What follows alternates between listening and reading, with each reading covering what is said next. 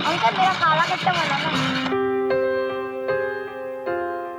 मेरा ऑरेंज बनाइएगा और मेरा गोला इससे बड़ा होना चाहिए। नहीं, मेरा दीदी से भी बड़ा चाहिए। मिष्टी दी आ गई, वो देखेगी तो माँ को बोल देगी। चल छुपते हैं।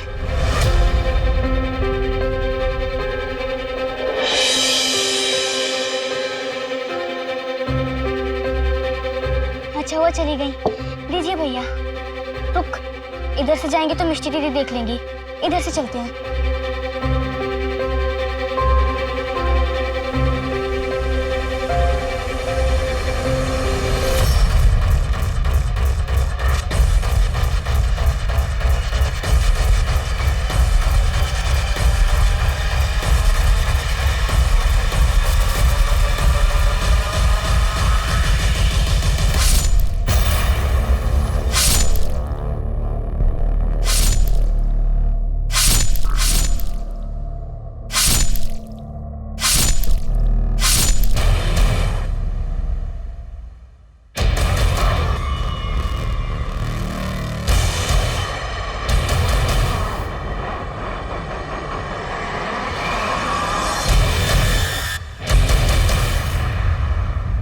मासूमियत इंसान का गहना होती है।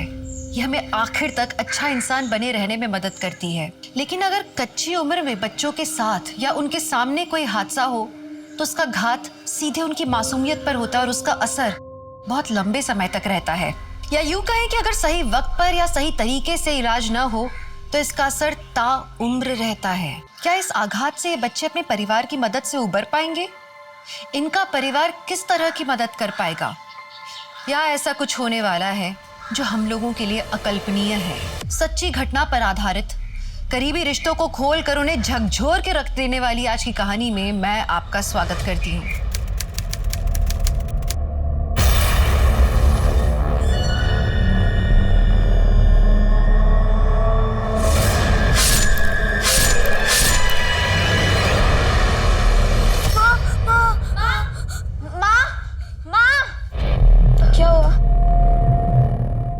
क्या हुआ रोनी? फिर से सपना देखा? बेटा वो सब भूल जाओ, कुछ भी नहीं था वो। कम ऑन रॉनी, तुम ही तो एक स्ट्रांग बॉय। लगता है मेरी चैंपियन की सारी पावर चली गई, कमजोर पड़ गया। एक काम करते हैं, कल के व्लॉग में इसकी फेवरेट डिश बनाते हैं, वो खा के इसकी पावर लौट आएगी। Good idea. लेकिन हम क्या बनाएंगे?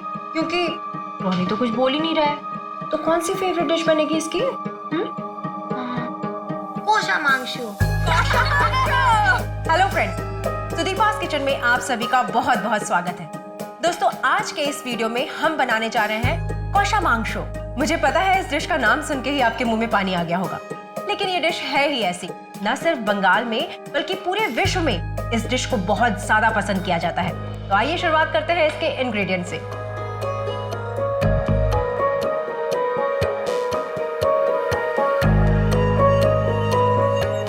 बन गया हमारा कोशा मांगशु। अगर आपको भी हमारा ये वीडियो पसंद आया है तो प्लीज हमारे चैनल को सब्सक्राइब कीजिए और साथ में बेल आइकन को दबाना मत भूलिएगा। टेस्टी बनाओ। Wow, good work my team. लेकिन तुम्हारे बाबा अभी तक नहीं आए। अभी तक तो उनको आ जाना चाहिए था ना।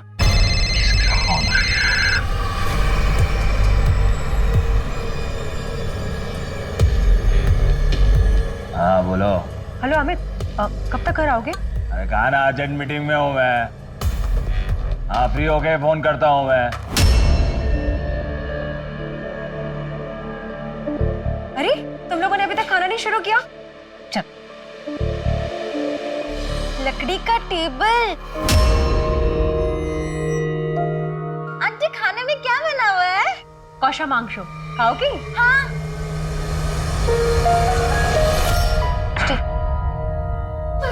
सृष्टि, ये लो मेरी चीज। रूपा दीदी, पता है आज क्या बनाया है? कोशा मांगशु। सुदीपा, तू तो पत्थर भी पकाएगी ना, उसमें भी स्वाद आ जाएगा। क्या दीदी? अच्छा सुन सुदीपा, मुझे तुझसे कुछ बात करनी है। कब मिल रही है? कल चलेगा? हाँ हाँ। बाय। एक राजा था, बहुत बड़ा। उसके पास ना बहुत बड़ी तलवार थी और वो ना सबको मार देता था। पर डॉली, ये स्टोरी में तो कोई राजकन्या है ही नहीं। एक क्यूट प्रिंसेस, हमारी तुष्टि जैसी, और राजकुमार भी नहीं है, हमारा रानी जैसा। नेक्स्ट टाइम ना प्रिंस और प्रिंसेस को मैं बुलाऊंगी अपनी स्टोरी में। हम वेट करेंगे। बाय। नेक्स्ट टाइम प्रिंस रानी और प्रिंसेस तुष्टि। Bye aunty.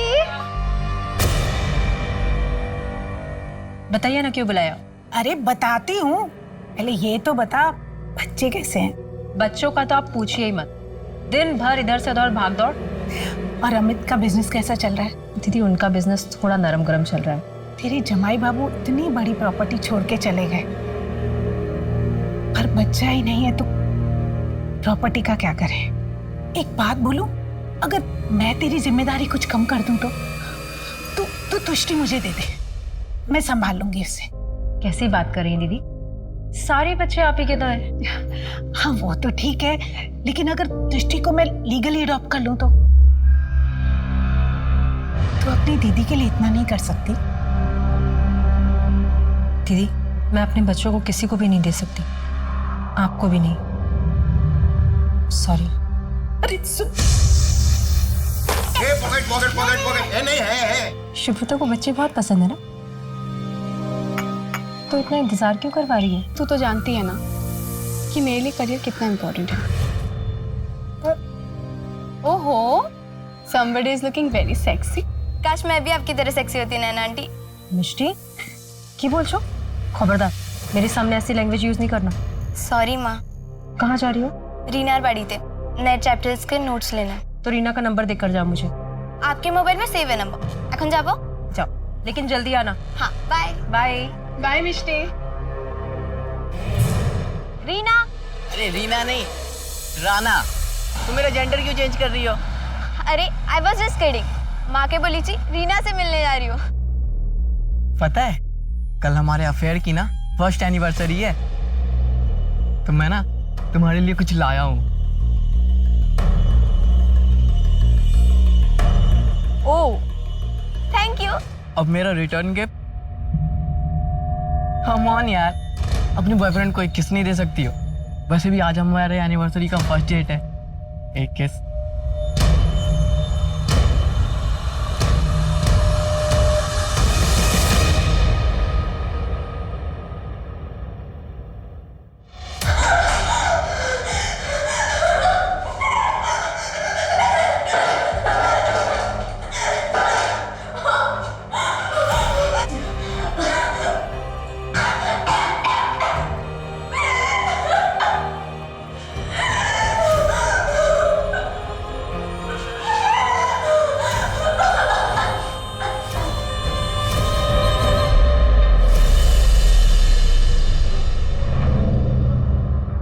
राना बेटा आजा, खाना खाते हैं। मम्मी मुझे भूख नहीं है। 15 लाख कोई मामूली रकम नहीं होती अमित।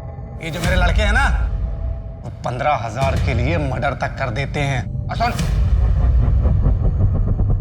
अगर कल सुबह तक मुझे मेरे 15 लाख नहीं मिले तो कल सुबह का सूरज निकलेगा तो जरूर, लेकिन तेरी जिंदगी में सिर्फ और सिर्फ अंधेरा ही होगा। उठा के फेंक दो इस कचरे को। चल। हेलो अमियाश जी।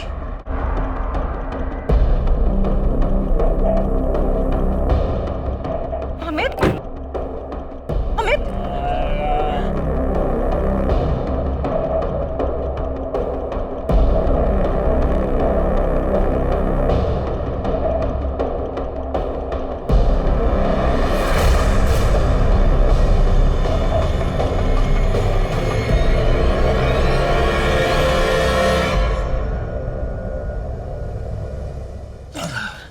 माँ मुझे आपसे कोई जरूरी बात।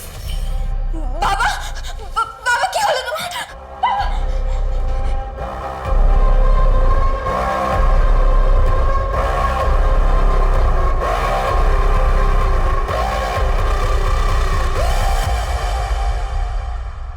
बाबा ठीक है ना? मिस्टर बेटा, अभी तुम मुझे मुझे जो अपने हाथों से दवा लगा रही थी ना, तो मुझे बिल्कुल पेन नहीं हो रहा था। बचपन में जब मुझे चोट लग जाती थी और मेरी माँ मुझे दवा लगाती थी, तब भी मुझे पेन नहीं होता था।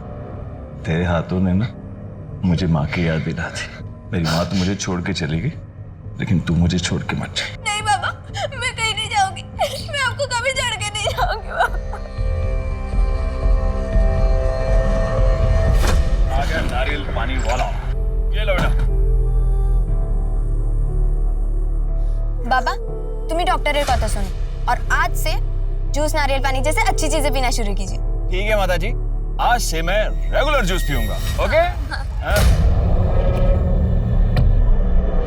आई वाह, धारी के पैसे से यहाँ पार्टी हो रही है। हाँ? क्या कहा था मैंने? आज सुबह तक मुझे मेरे 15 लाख वापस मिल जाने चाहिए। कहाँ है मेरे पैसे? कहाँ है? अरेंज कर रहा हूँ। अरेंज कर रहा है। अब देख, तेरी इस गलती की सजा किस किस को मिलती है? उठा लो बच्चों को। नहीं नहीं नहीं, अरे बच्चों को छोड़ दो, यासिर भाई, बच्चों को छोड़ दो, बच्चों को छोड़ दो, बच्चों को छोड़ दीजिए, बच्चों को नहीं। प्लीज। मैं आपको चाहिए तो आप ये ले लीजिए, ये लीजिए, ये रख लीजिए। आपके बचे पैसों के लिए मैं प्लीज 24 घंटे का समय दे दीजिए। 24 घंटे के अंदर मुझे मेरा पैसा मिल जाना चाहिए। और हाँ, कोलकाता छोड़ के जाने की सोचना भी मत। चलो।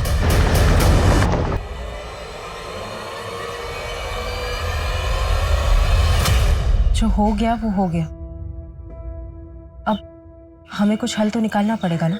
संदीपा, मैं भी अपने बच्चों की जिंदगी खतरे में नहीं डालना चाहता, लेकिन मुझे ये समझ में नहीं आ रहा कि मैं 15 लाख रुपए लौटाऊंगा कैसे। मैं दीदी से बात करती हूँ। थैंक यू दीदी, आपके अलावा ऐसी हेल्प मैं किसी और से नहीं ले सकती। पगली, मेरे होते हुए तुझे किसी भी चीज की टेंशन लेने की कोई जरूरत नहीं है। ये ले, और इस पर भी साइन कर देना। ये क्या है दीदी? मैं तुष्टि को कानूनन गोद लेना चाहती हूँ। मेरी मजबूरी का फायदा उठाकर आप मेरी बेटी को मुझसे खरीदना चाहती हैं? तुझे जो ठीक लगता है तू समझ ले। दीदी, आप इतना गिर जाएंगे मैंने नहीं सोचा था। आपको दीदी कहने में शर्म आ रही है मुझे।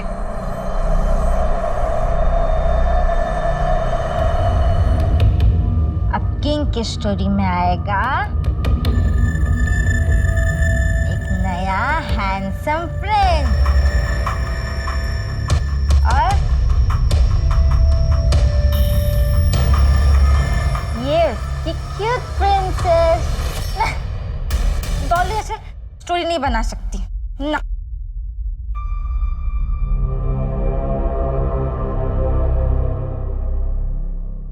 माँ कहाँ थी आप? खाने के लिए कब से वेट कर रहे हैं। चलो खाना खा दो। मिष्टी का है? दी को किसी का कॉल आया, फिर वो कहीं चली गई। चली गई? मिष्टी चली गई? हाँ, 9:30 हो रहे हैं, इस समय कहाँ चली गई? मैं फोन लगाता हूँ उसको।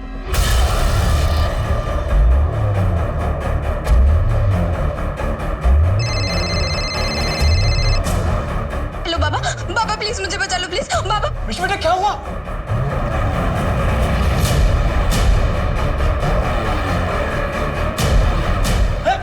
हेलो मिष्टी, कहाँ हो तुम?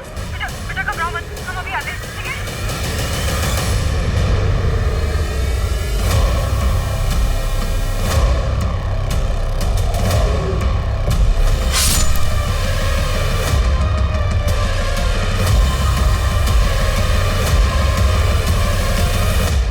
मिष्टी किसी मुसीबत में, हमें चलना होगा। क्या बात कर रही हो? एक minute. Hello, police station. Sir, Mishti की लास्ट लोकेशन यही रही है।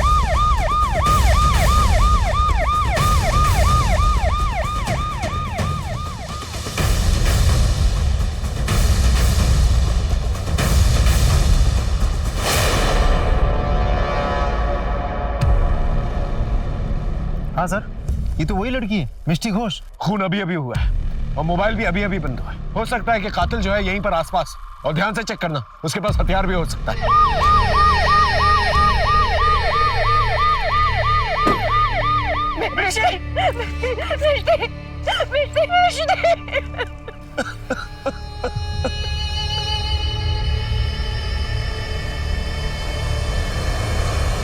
मिष्टी का कोई दुश्मन था? किसी पे शक है आपको? या जिससे मिलने जा रही थी उसके बारे में कुछ पता है आपको? हमें किसी पर कोई शक, हमारा कोई दुश्मन नहीं। अब समझ नहीं आ रहा ये सब हुआ कैसे।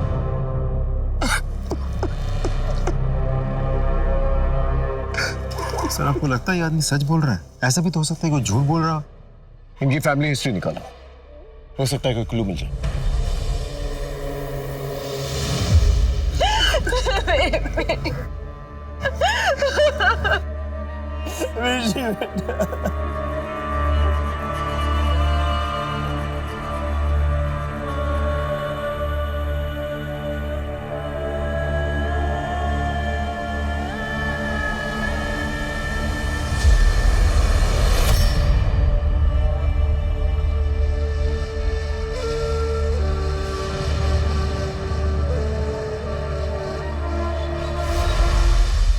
सर मैंने मिस्टी का मोबाइल स्टडी किया।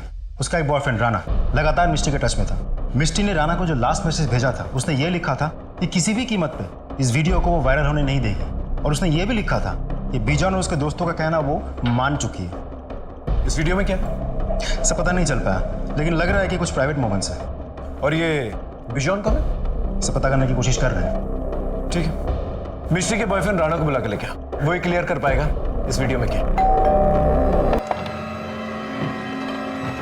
राणा मुखर्जी है ना था क्या? हाँ, वो अपने कमरे में है, लेकिन आप लोग यहाँ क्या हुआ है? चलिए दिखाइए कौन सा कमरा है। और वो दरवाजा भी नहीं खोल रहा है, देखिए ना सर। राणा अंदर।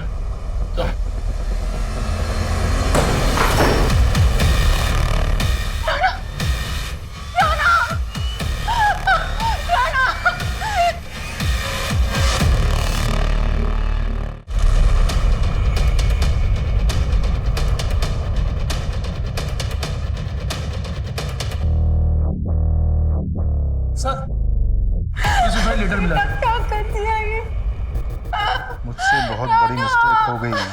मुझे मिस्टी को किस नहीं करना चाहिए था। अगर मैं किस ही नहीं करता तो बिजॉन हमारी वीडियो रिकॉर्ड नहीं करता।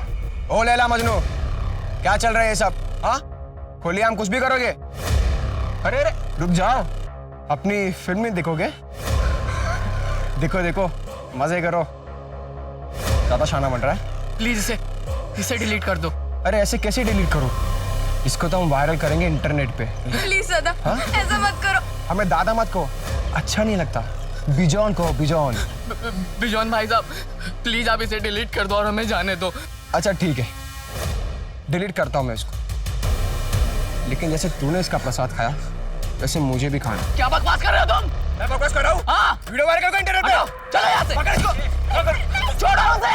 मिस्टी भागो, मिस्टी भागो, मिस्टी भागो, भागो मिस्टी, मिस्टी भाग। कहाँ तक बचाएगा उसे? हाँ, देख समझदार इसी में तू अपनी गर्लफ्रेंड को समझा और बोल दे अपनी गर्लफ्रेंड को कि मेरे पास आ जाए। अगर वो नहीं आई ना तो ये वीडियो में वायरल कर दूँ इंटरनेट पे। आखिर मिस्टी ने मान ही ली उस गंदे बिजॉन की बात। मुझे लगता है बिजॉन और उनके साथियों ने ही मिस्टी की ऐसी हालत की होगी। मेरी वजह से ही ये सब कुछ हुआ। आई एम सो सॉरी मिस्टी। कुछ भी समझ में नहीं आ रहा है, इसीलिए मैं जान देने जा रहा हूँ। I am sorry Rana.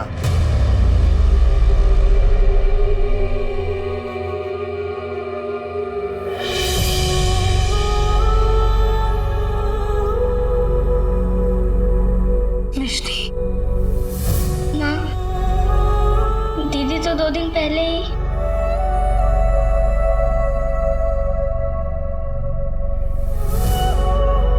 Sir, Mishti की पोस्टमार्टम रिपोर्ट आ गई है। गला रेतने की वजह से विंड पाइप डैमेज हुआ, उसी की वजह से मिस्टी की मौत हुई। एक और बात सर, मिस्टी को मॉलेस्ट किया गया था, उसके साथ रेप नहीं हुआ था। सर हो सकता है हत्यारा डर गया हो, मेरा मतलब वो कोई शातिर अपराधी ना हो करके कोई एमेचर हो। पॉसिबल है सर, ऐसे भी हो सकता है कि मौका वारदात पे किसी चीज की आवाज आई हो, डर के भाग गया हो।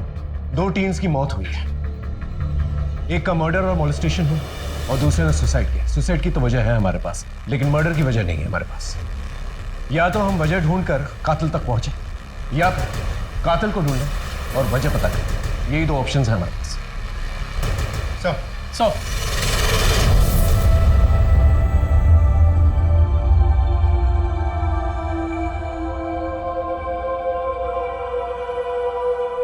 रूपा, तुम्हारी नजर लग गई मेरी फैमिली को। तुम मुझसे मेरी दृष्टि को खरीदना चाहती थी ना। मैं तुम्हें अपनी बेटी के किसी संस्कार में शामिल नहीं होने दूंगी। गेट आउट, निकल जाओ यहां से, नहीं तो मैं तुम्हें धक्के मार के निकाल दूंगी।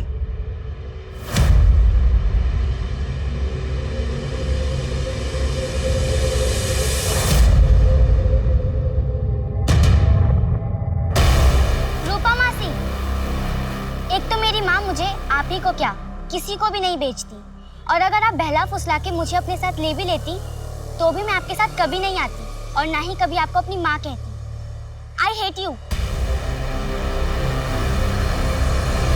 सर, मिष्टी के सारे फैमिली मेंबर्स के बारे में हम जानकारी इकट्ठा कर रहे हैं। मिष्टी के पापा अमित के बारे में एक इंटरेस्टिंग इन्फॉर्मेशन मिली है।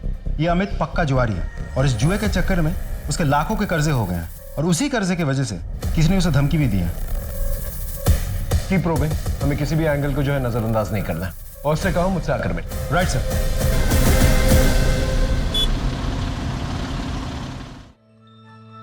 माँ, इतने सारे लोग आपके वीडियो का वेट कर रहे हैं, आप फिर से वीडियो डालना स्टार्ट कर दीजिए। मिष्टी के कहने पर मैंने वीडियोस बनाना शुरू किया था। अब मुझसे नहीं होगा। मिष्टी दीदी अगर ऊपर से देख रही होंगी तो उन्हें कितना बुरा लग रहा होगा कि आपने वीडियोस बनाना बंद कर दिया है। माँ, एक बात बोलूं, हम मिष्टी दीदी के नियम भंगों के दिन उनकी सारी फेवरेट डिशेस बनाते हैं और अपने व्लॉग के जरिए उनको याद करना लोगों को अच्छा लगेगा। आपने इतनी बड़ी बात हमसे छुपाई? क्या आप पर इतना ज्यादा कर्जा है, लोग आपको धमकाने की कोशिश कर रहे हैं? सर, मैंने सोचा इन लोगों की अगर मैं शिकायत करूंगा तो ये कहीं मेरे बच्चों को छोड़ेंगे नहीं ये लोग। तो आपको क्या लगता है यही लोग इन्वॉल्व है? जी हाँ सर, हो सकता है सर। जिसने भी आपको कर्जा दिया, जो आपको धमकाने की कोशिश करा, उसका नाम और नंबर दीजिए। जी।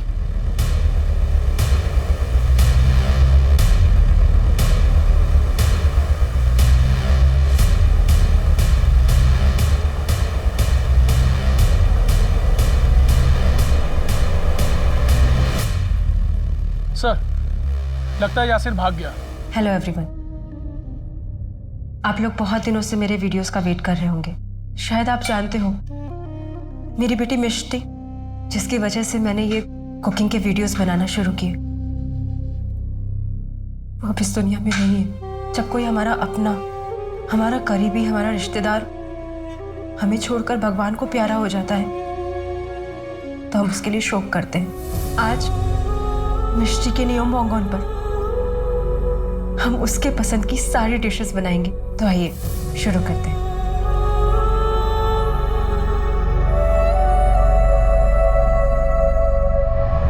मेरे परियों की कहानी में राजकुमारी भी अपने सबको खाना देगी, सबका दिल जीतेगी और सबको ये आके बोलेंगे कि राजकुमारी ने बहुत अच्छा खाना बनाया। पकड़ लिया, मुझे भी खेलना है।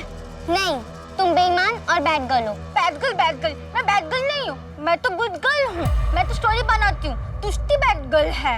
हाँ, मेरा किंग बेस्ट है, मुझे नहीं खेलना। हाँ। चल उसको छोड़ना, अब तू डैन देगा और मैं छुपूंगी। 1 2 3 4 5 6 7 8 मैं आ रहा हूँ।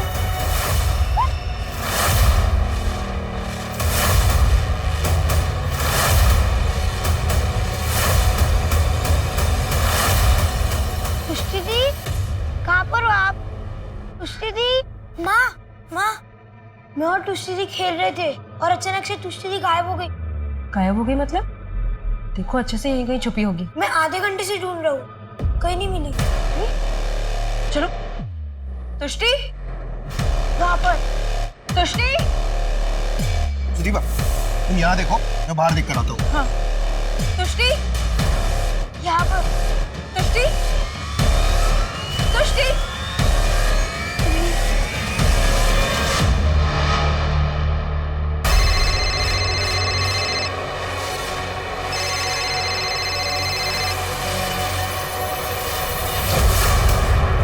क्या हुआ? कहाँ ना बिजी हूँ मैं। तुष्टि नहीं मिल रही है। मैंने सब जगह देख लिया लेकिन वो कहीं नहीं मिल रही है। मेरा मन बहुत घबरा रहा है मुझे। हेलो नैना, तुष्टि नहीं मिल रही है। मेरा मन बहुत घबरा रहा है, तुम प्लीज जल्दी आ जाओ। हाँ, शुभ्र तो भी यहीं पर है। सुदीपा, बाहर भी सब जगह पे देखा, तुष्टि कहीं पे भी नहीं है।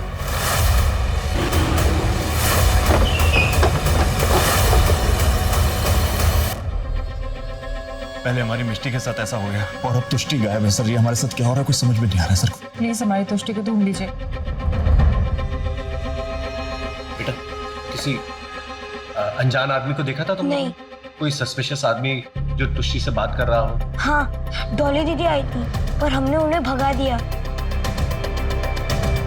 ये डॉली सर पड़ोस में रहती है, बच्चों के साथ खेलने के लिए आती रहती है। वैसे बड़ी है पर दिमाग बच्चों वाला है सर। राजनी सर, रोनी को बाहर लेके जाओ जहाँ पर ये लोग खेल रहे थे, वहां पर छानबीन कर।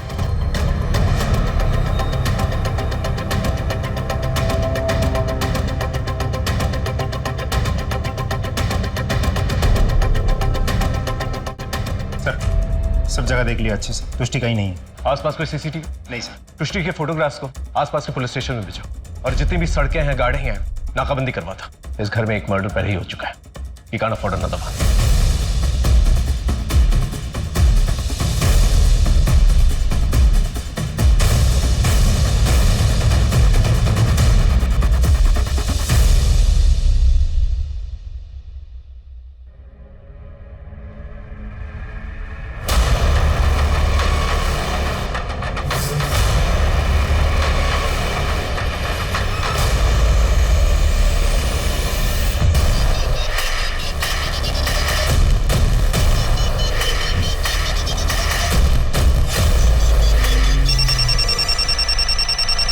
That's really sad. ठीक है, मैं अपनी टीम को भेज रहा हूँ। आप सारी फॉर्मेलिटीज कंप्लीट करके ड्राइवर और डेड बॉडी को हमें हैंड ओवर कर दीजिए। Excuse me. जी जी। देखो, आई एम सॉरी बट हमें तुष्टि की डेड बॉडी मिल गई।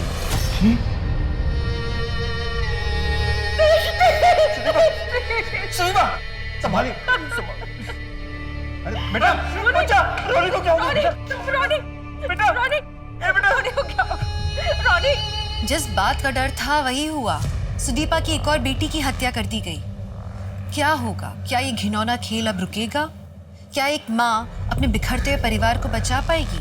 क्या वो इस तूफान में अपने बिखरते हुए रिश्ते नातों को संजो के रख पाएगी? लेकिन जब खुद की हिम्मत टूटने लगे तो कोई ऐसी विपरीत परिस्थितियों से कैसे लड़े? बोलेगा? हाँ, मैंने लड़की को नहीं मारा साहब। बॉडी को तूने ही टेम्पो में डाला था? नहीं साहब। अगर तूने नहीं डाला तो किसने डाला? मैं भी इस बात से हैरान हूँ कि उस लड़की की बॉडी मेरे टेम्पो में कैसे आई साहब। टेम्पो कहाँ से लोड किया था? नाई वाली मंडी है ना, वहाँ नाके पे से। उस वक्त तो गोनी तेरे टेम्पो में थी? नहीं साहब, जब हम टेम्पो में माल लोड करते हैं ना तभी गोनी चेक करके डालते हैं साहब। बीच में कहीं रुका था? हाँ साहब। कहाँ पर? खाना खाने के लिए ढाबे पर रुका था साहब।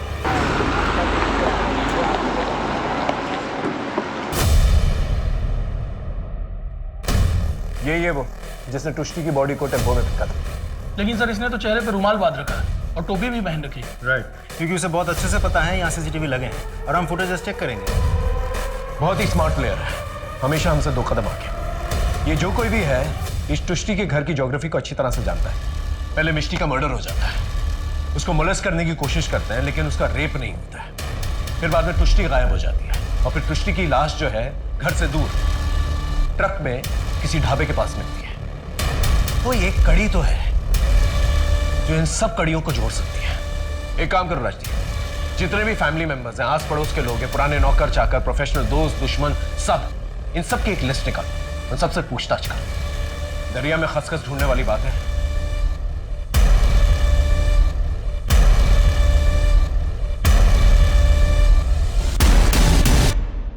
तुम कुछ जानते हो इस बारे में?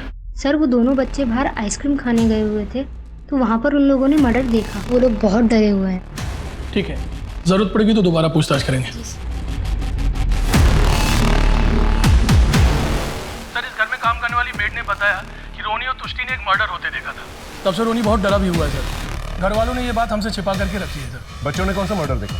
सर, रॉबिन्स गार्डन के पास वाला।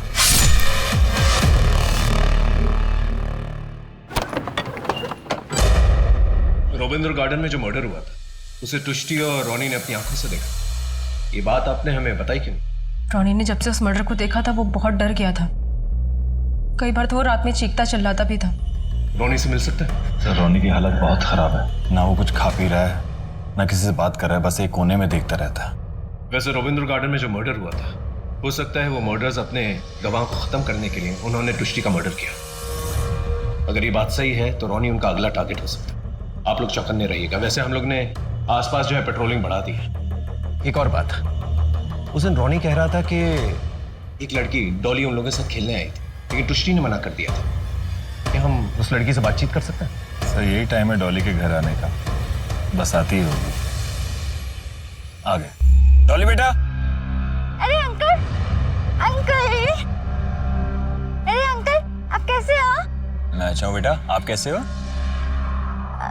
ये कौन है? बेटा ये मेरे दोस्त हैं। हेलो। Hi uncle.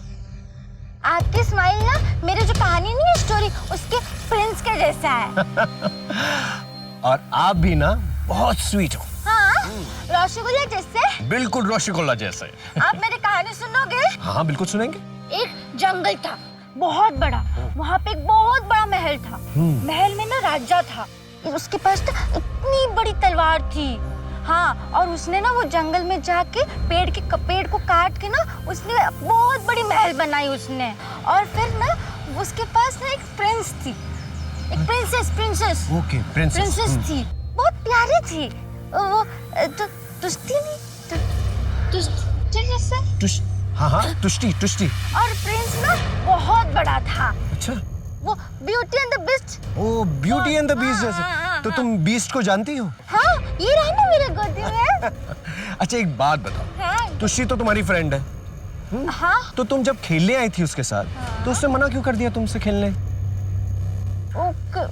क्योंकि वो मुझे ना बैड गर्ल बोलती है और मैं बैड गर्ल नहीं हूँ।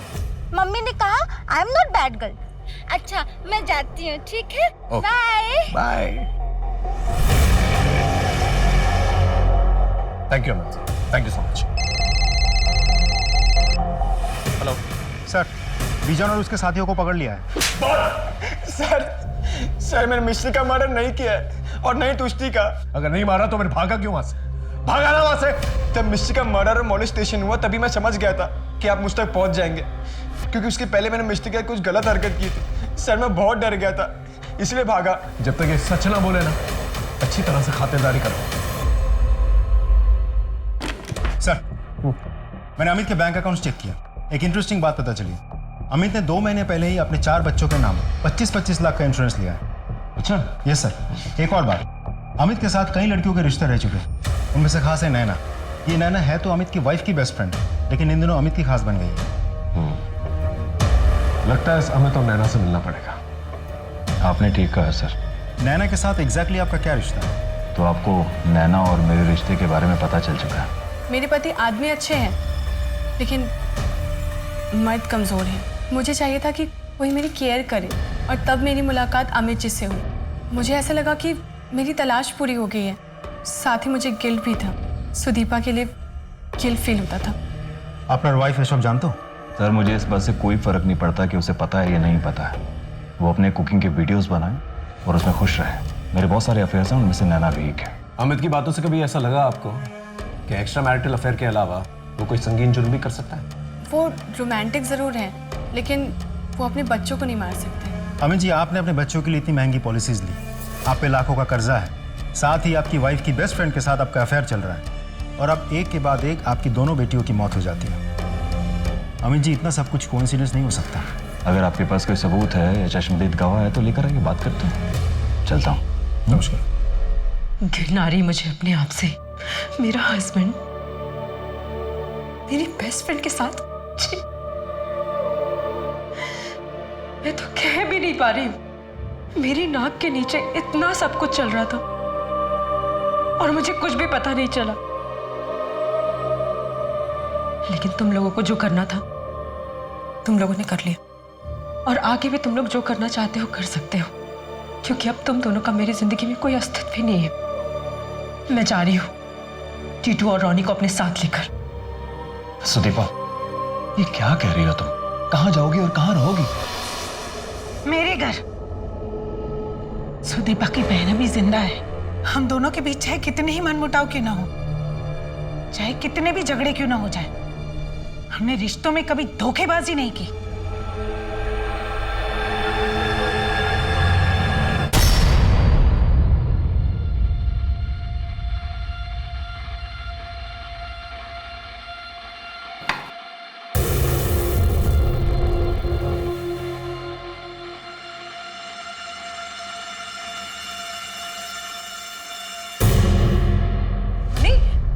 ऐसे नहीं करते, खाना खाना पड़ता है ना। मुझे भूख नहीं है। मुझे भी भूख नहीं है, मुझे भी नहीं खाना। टीटू बात तो सुन। टीटू मिष्टी और तुष्टी को दोनों भाई बहुत मिस कर रहे हैं, और वैसे भी कई दिनों से इस घर में ऐसा कुछ नहीं बना जो उन्हें पसंद है। अगर उनका मूड ठीक करना है ना, तो हम उनके लिए कुछ बाहर से मंगाते हैं। जो करना है करो दीदी, मुझे इन बच्चों के मुरझाए चेहरे देखे नहीं जा रहे। सुदीपा, ले आ बच्चों को, पिज्जा आ गया। दीदी टीटू तो सो गया, लेकिन रॉनी खाएगा, है ना? पिज्जा?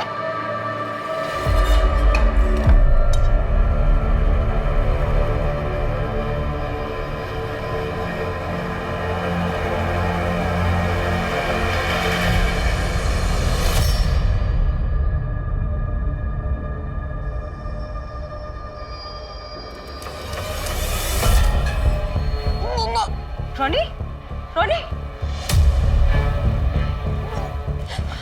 रॉनी, क्या हो गया बेटा? दीदी, रॉनी, रॉनी, रॉनी, क्या हो? अरे उल्टी। दीदी प्लीज डॉक्टर को बुलाइए, please. Ronnie, I am sorry, हम रोनी को बचा नहीं पाए।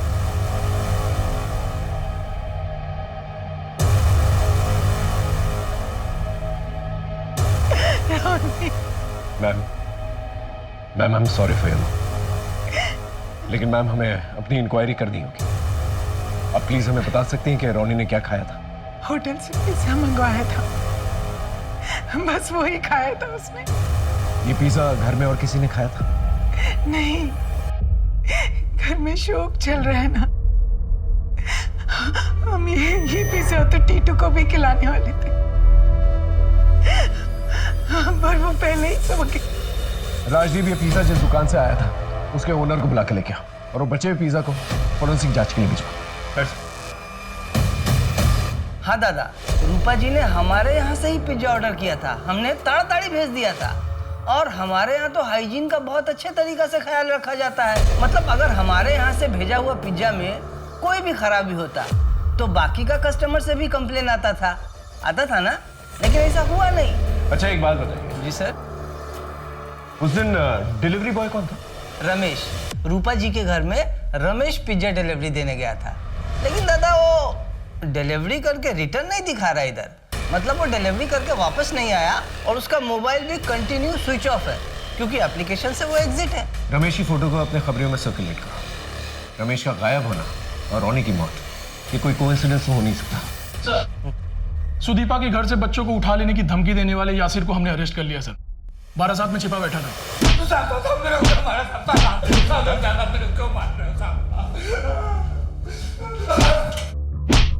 सर, बहुत मोटी चमड़ी का है, इतना पिट रहा है फिर भी कुछ नहीं बोल रहा है। कैसे नहीं बोलेगा? चलो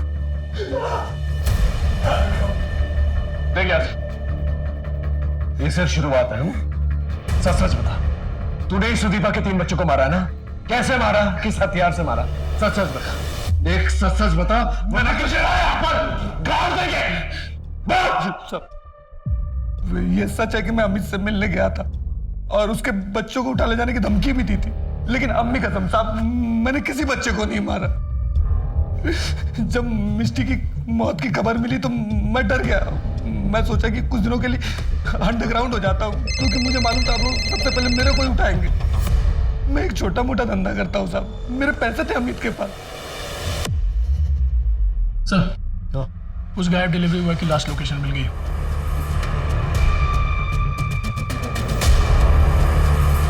बस बस बस।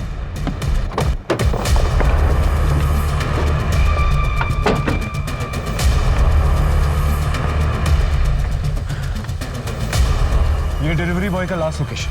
सर, ये तो रूपा के घर के बिल्कुल पास की लोकेशन है।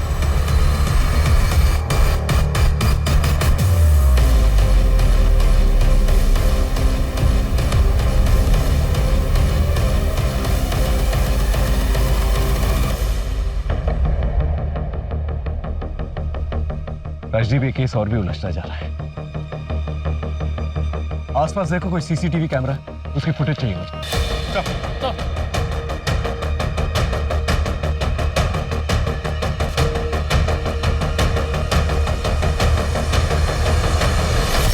यही है वो जिसने डिलीवरी बॉय को मारा, पार्सल लिया और रूपा के घर पर ड्रॉप कर दिया। आखिर ये है कौन? दीदी, इस शहर ने मुझसे मेरा सब कुछ छीन लिया। पहले मेरा पति, फिर मेरे 3 बच्चे, अब सिर्फ टीटू है मेरे पास।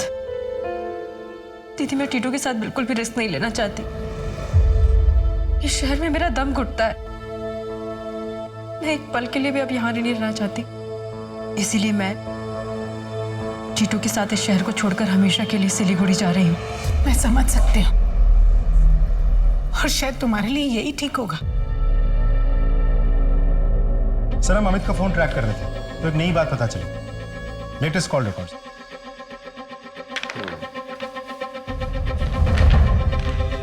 जहां पर डिलीवरी बॉय की मौत हुई थी वहीं पास में जो है रूपा का घर भी है और बीच में नैना का भी फोन आता है। जिस बात का डर है वही होने वाला है। अमित और नैना को लेके आओ। लेकिन अमित का फोन तो बंद आ रहा है, घर पे भी ताला लगा हुआ है। Then get नैना, quick. सर, नैना को था, नैना के डाकुन। सर वो घर पे नहीं है सर। कहाँ गई है वो? सर पता नहीं क्या हो गया सर। घर से निकलने से पहले नैना को किसी का कॉल आया था। उसकी बातों से आपको कुछ तो पता चला होगा। मेरी बीवी को उसके यार अमित का कॉल आया था, उसी के साथ गई होगी। फोन भी स्विच ऑफ करके बैठी है। अमित ने भी फोन बंद करके रखा है। अगर जरूरत पड़ी तो हम पूछताछ करने दोबारा आएंगे।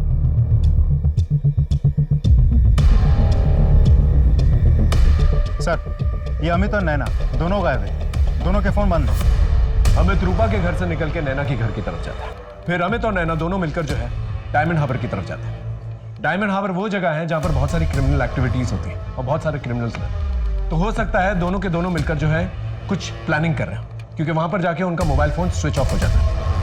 इससे पहले वो किसी जुर्म को अंजाम दें, हमें उन्हें रोकना होगा। एक काम करो, हमारे जितने भी खबरी हैं उन्हें डायमंड हार्बर में एक्टिवेट करो और पूरे डायमंड हार्बर को अच्छी तरह से छान करो। मुझे डर है जिस तरह से खून के सिलसिले चल रहे हैं, कहीं सुदीपा का चौथा बेटा उसे टारगेट न बनाया जाए।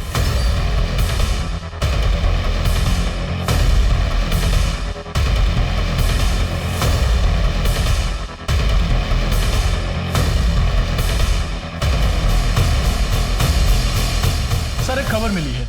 रॉबिन गार्डन पे मर्डर करने वाला दीप, जिसे तुष्टि और रोनी ने मर्डर करते देखा था, वो मर्डर के तुरंत बाद चुपके से बॉर्डर क्रॉस करके बांग्लादेश चला गया। तो उसका इन बच्चों के मर्डर्स के साथ कुछ लेना देना नहीं है। तो आखिर ये मर्डर है कौन और मर्डर किया क्यों?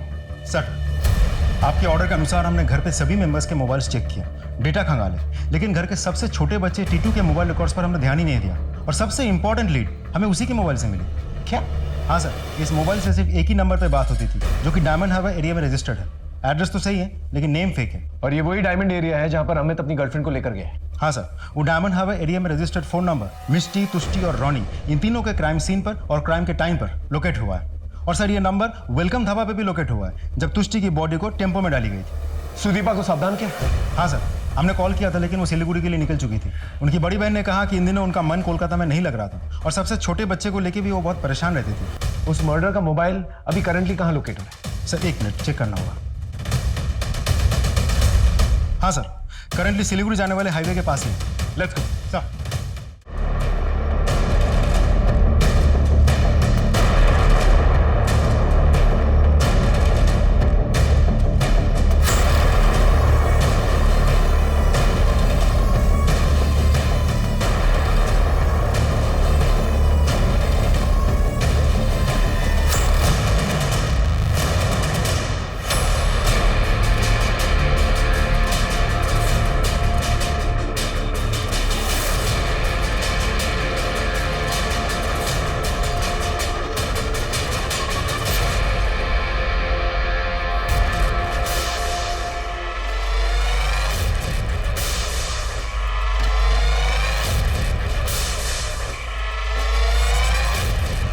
अब जो करना है जल्दी करो।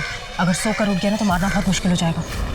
यार, इतने छोटे बच्चे को मारना है, थोड़ी हिम्मत तो बढ़ाने दो। जल्दी करो।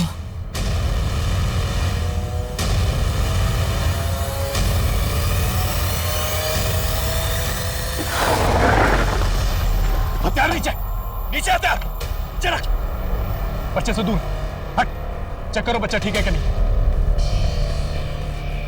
सब बच्चा ठीक है। सोच भी नहीं सकता था कि माँ ऐसी हरकत कर सकती है। मेरा पति और उसकी गर्लफ्रेंड का बोल।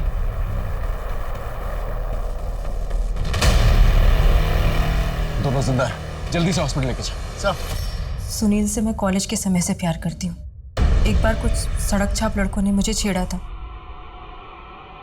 सुनील को बहुत गुस्सा आया तो सुनील ने उन लड़कों को दौड़ा दौड़ा कर मारा, लेकिन बदकिस्मती से उनमें से एक लड़का मर गया, जिसकी वजह से सुनील को 12 साल की जेल हो गई। इस बीच माँ बाबा ने मेरी शादी अमित के साथ करा दी, लेकिन सुनील जैसे ही जेल से छूटा वो मुझसे मिलने आया। सुनील को देखकर मुझे उससे मिलने की इच्छा और बढ़ गई, और इसी बीच मुझे पता चला कि अमित का बाहर और बहुत सारी लड़कियों के साथ अफेयर चल रहा है। जब मुझे ये बात पता चली तो मुझे कुछ समझ नहीं आया। मुझे बस सुनील के साथ रहना था, लेकिन एक बार मिष्टी ने मुझे और सुनील को एक साथ देख लिया, और मिष्टी ने मुझे चेतावनी दी कि मैं सुनील से ना मिलूं। मुझे डर था कि वो कहीं अमित के सामने हमारी पोल ना खोल दे। इसी बीच मिष्टी के साथ वो वीडियो रिकॉर्डिंग वाली घटना घटी। हमने मौके का फ़ायदा उठाया और मिष्टी को मार दिया। मिष्टी की माँ होने के बावजूद भी मुझे उसे मारने का ज़रा भी दुख नहीं था। फिर हमने सोचा कि अगर एक एक करके हम सारे बच्चों को मार देते हैं और ब्लेम अमित पे चला जाता है तो मैं इस शादी से फ्री हो जाऊंगी। पता नहीं कहाँ से नैना को सुनील के कोलकाता में होने की खबर लग गई, और वो अमित को लेकर सुनील के पास डायमंड हार्बर आ गई। सुनील ने किसी तरह से उन्हें बेहोश किया। हमारा प्लान था कि हम दोनों को गाड़ी की डिक्की में भरेंगे और हाईवे के पास वाले जंगल में उन्हें मारकर उनकी बॉडी वहीं कहीं ठिकाने लगा देंगे, और टीटू को भी वहीं मारकर फेंक देंगे। मैंने बहुत सारे क्रिमिनल्स देखे, लेकिन माँ का ऐसा कोई घिनौना रूप नहीं देखा मैं। माँ और ममता के नाम पर कलंक हो। मैं पूरी कोशिश करूंगा कि तुम दोनों को कम से कम फांसी की सजा जरूर।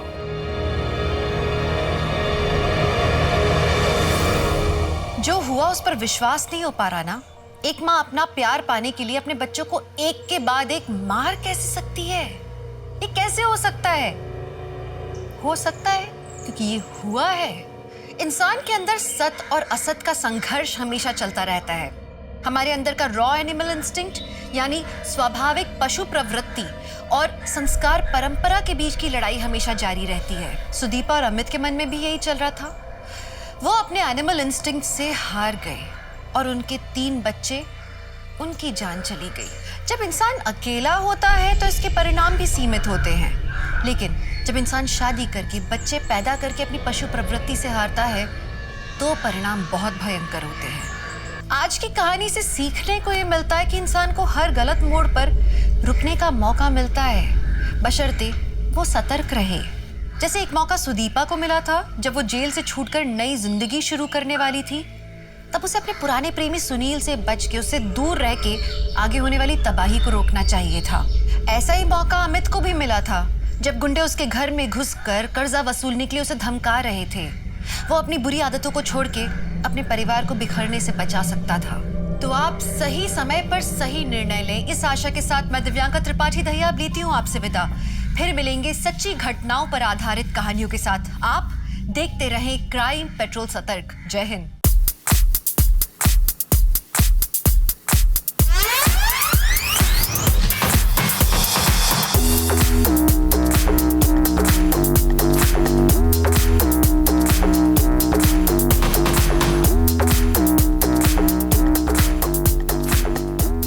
कहते हैं शराब हर गम पी जाती है, लेकिन मेरे लिए ये ज़िंदगी का सबसे झूठा फलसफा साबित हुआ। मैं जाम पे जाम खाली करती गई, लेकिन मेरे गम नहीं मिटे, और फिर भी मैं खुद को खोने का जश्न मनाती रही।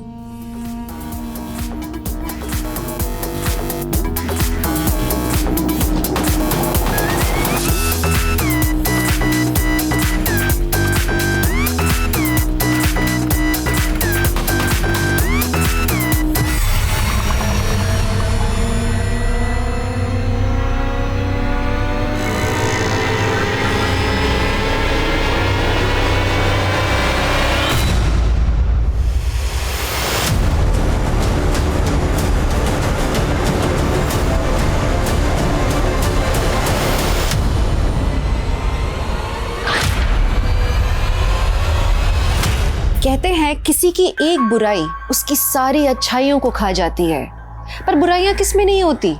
कोई झूठ बोलता है, कोई नशा करता है, हम सब में कोई ना कोई खामियां होती हैं और हम सब अपने अपने स्वभाव के हिसाब से जीते हैं। कल्पा का भी एक लाइफस्टाइल था और वो अपनी कमियों को सुधार के एक अच्छा इंसान बनने की कोशिश कर रही थी, लेकिन उसके साथ ज्यादतियां भी हो रही थी और उसकी जिंदगी एक दर्दनाक सा सफर बनकर रह गई थी।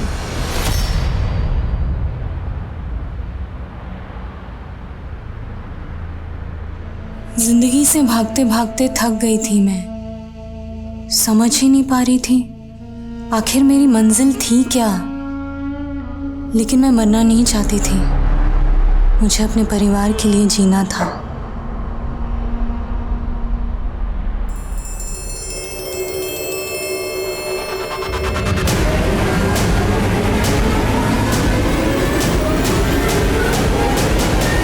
ये एक ऐसे गुनाह की कहानी है जहां क्राइम सीन का मंजर, अपराध का मकसद और अपराध का तरीका अचंभे से भरा हुआ था। साइड करो, साइड करो, चलो हट जाओ, सामने मत आओ कोई।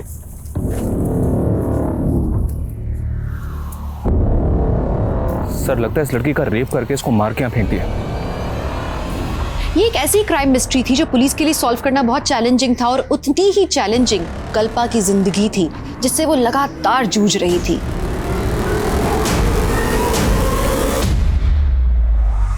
मैम, मैं जानती हूँ नशा करते वक्त इंसान अपनी परवाह करना भूल जाता है, लेकिन मुझे जिंदगी कभी रास ही नहीं आई।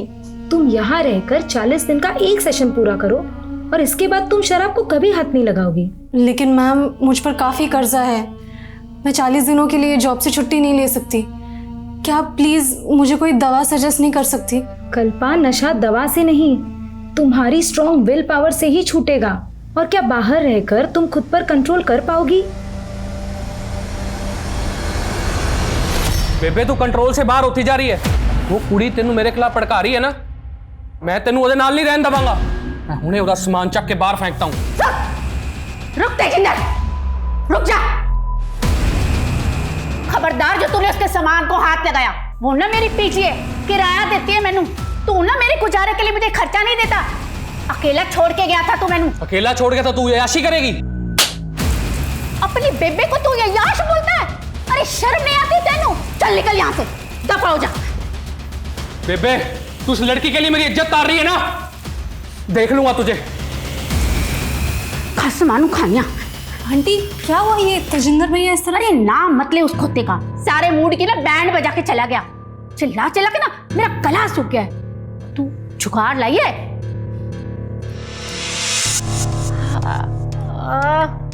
वाह जी वाह, तू ना मेरी असली पुत्र है। वाह जी वाह।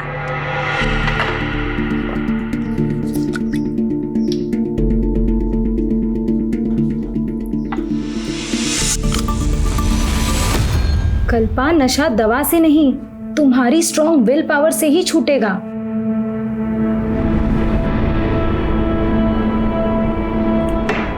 ओए, तूने अपने लिए पैक नहीं बनाया? नहीं आंटी, मैंने सोचा है आज के बाद शराब नहीं पीऊंगी। ओह, बुखार तो नहीं हो गया तेनू? नहीं आंटी, मजाक नहीं कर रही। शराब की लत ने मुझे खुद से, अपनी फैमिली से दूर कर दिया, लेकिन अब मैं बदलना चाहती हूँ। और आंटी, मैं चाहती हूँ कि आप भी शराब छोड़ दो। अरे पुत्र, अब तो ये शरीर छोड़ने का वक्त आ गया। अब तेरे अंकल जी थे ना तब तक। आंटी, इसी गलतफहमी के कारण मैंने भी पीना शुरू किया था कि शराब पीकर मैं अपने सारे गम भुला दूंगी, लेकिन यही सोचकर हम सबसे बड़ी गलती करते हैं आंटी। एक काम कर, तू ना आज मेरे नाल आखिरी बार शराब पी ले। नहीं आंटी, आज शाम को अपनी बस है, थोड़ी सी पी ले मेरे खातिर। पहले शराब नू बस कर, फिर अपनी बस पकड़ के चली जाना। क्यों?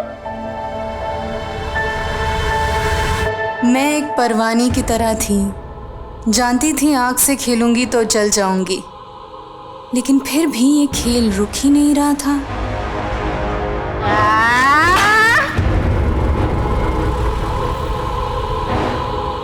टाइम क्या हुआ बेटा? 8:30 हो रहे आंटी। सर दर्द से फटा जा रहा है। एक काम करना, कंडक्टर से पूछना कि खाने के लिए बस कब रुकेगी। प्लीज बेटा। ठीक है आंटी।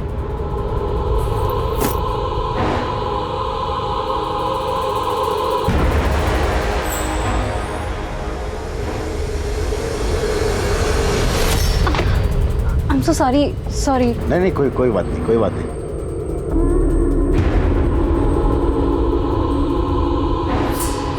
भैया ये डिनर के लिए गाड़ी कहाँ रुकेगी? बस 10-15 मिनट में गुलशन ढाबा पहुंचने वाली है, बस वहीं रुकेगी। Okay, thank you.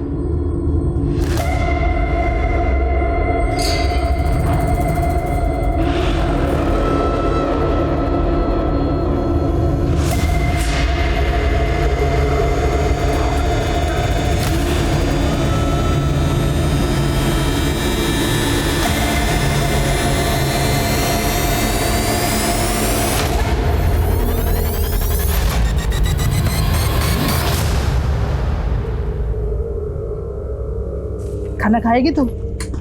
मैं अभी बस कॉफी या कुछ पी। मैं दाल रोटी फटाफट खाऊंगी।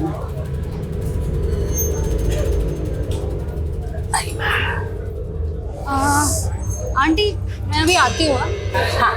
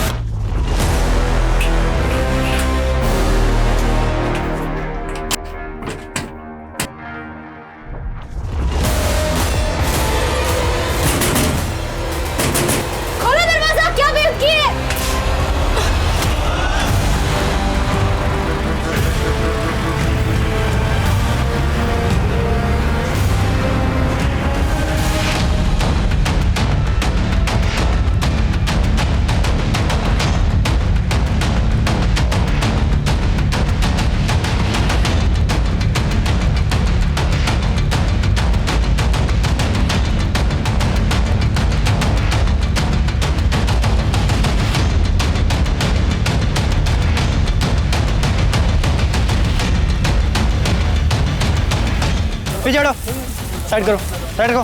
चलो हट जाओ, सामने मत आओ कोई।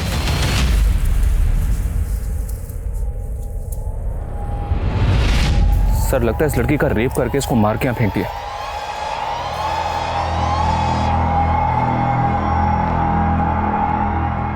सर इसकी तो सांसें चल रही है, ये तो जिंदा है। व्हाट? लड़की को हॉस्पिटल में पहुंचाओ, क्विक।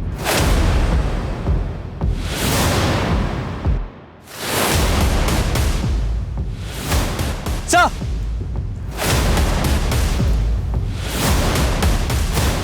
सर लेडीज के कपड़े लगता है इसी लड़की के हैं।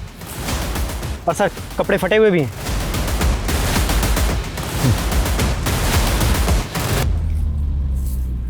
मनीष सर, ये देखो ब्लड का निशान। लगता है लड़की को इस तरफ से लाया गया है। ये देखिए सर, यहाँ भी है, यहाँ भी है सर। आगे कहीं भी नहीं है सर ब्लड ट्रेल यहीं तक है सर। यहीं पे ढेर सारा खून पड़ा हुआ है। हाईवे नजदीक है सर। हो सकता है सर लड़की का रेप करके उसको चलती गाड़ी से यहाँ फेंक दिया। शायद लड़की जिंदा थी इसलिए वो ड्रैग करके यहाँ से वहाँ चली गई। अगर लड़की का रेप करके उसको यहाँ फेंका गया होता तो लड़की के कपड़े भी यहीं होने चाहिए, लेकिन लड़की के कपड़े मिले हमें लड़की के पास। लड़की की कंडीशन देख के ऐसा लग रहा है कि जैसे बहुत ही हैवानियत के साथ उसका रेप हुआ है। Right sir. क्रिमिनल्स को लगा होगा कि लड़की मर गई, लेकिन लड़की सरवाइव कर गई। लड़की का होश में आना बेहद जरूरी है, क्योंकि ये लड़की हमें बता सकती है कि उसके साथ ये दरिंदगी किसने की है। Right sir.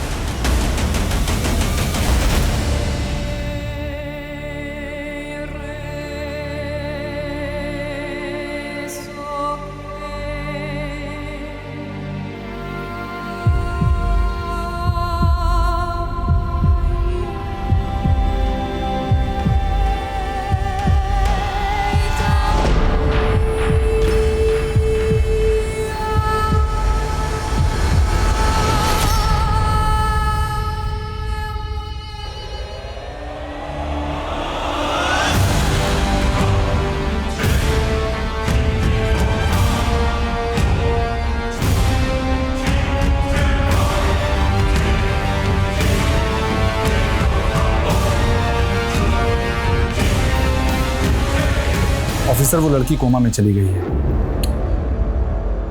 डॉक्टर, इस लड़की का स्टेटमेंट लेना हमारे लिए बेहद जरूरी है। उस कंडीशन से बाहर कब आ पाएगी? फिलहाल ये बता पाना मुश्किल है। ये मिरेकल ही है कि वो इस कंडीशन में भी जिंदा है। उसकी गर्दन और शोल्डर पे कई फ्रैक्चर्स भी हैं। उसकी चोटों को देखकर लगता है जैसे वो एक सीरियस रोड एक्सीडेंट का शिकार हुई है। और जब वो यहाँ लाई गई थी तो उसके कई जख्म सूखे हुए थे। लगता है जैसे वो तकरीबन 15-16 घंटे से तड़प रही होगी। मतलब कल रात लगभग 12 बजे के आसपास उसको ये जख्म दिया गया है। अच्छा डॉक्टर, हमें लग रहा है कि लड़की के साथ गैंगरेप भी किया गया है। हमें भी ऐसा लग रहा है। हमने सीमन सैंपल्स भी कलेक्ट किए हैं जो हमने जांच के लिए भेज दिए हैं, जिससे हमें पता लग जाएगा कि उसके साथ कितने लोगों ने गैंगरेप किया है। पिछले 24 घंटे से वो लड़की जिंदगी से जूझ रही। हमें भी खुद को चैलेंज देना है। अगले 24 घंटे के अंदर हमें उस लड़की की पहचान पता करनी है, ताकि हमें यह पता चल सके कि वो लड़की उस जगह पर कैसे पहुंची और उसके साथ ये दरिंदगी किसने की। लेकिन सर, हमें किसी भी थाने में उसकी कोई मिसिंग कंप्लेंट नहीं मिली। आसपास भी इंक्वायरी की लेकिन कुछ भी हासिल नहीं हुआ। हो सकता है सर वो लड़की इस एरिया की हो ही नहीं। भले ही वो लड़की इस एरिया की ना हो, पर उसके गुनहगार तो इस एरिया के हो सकते हैं।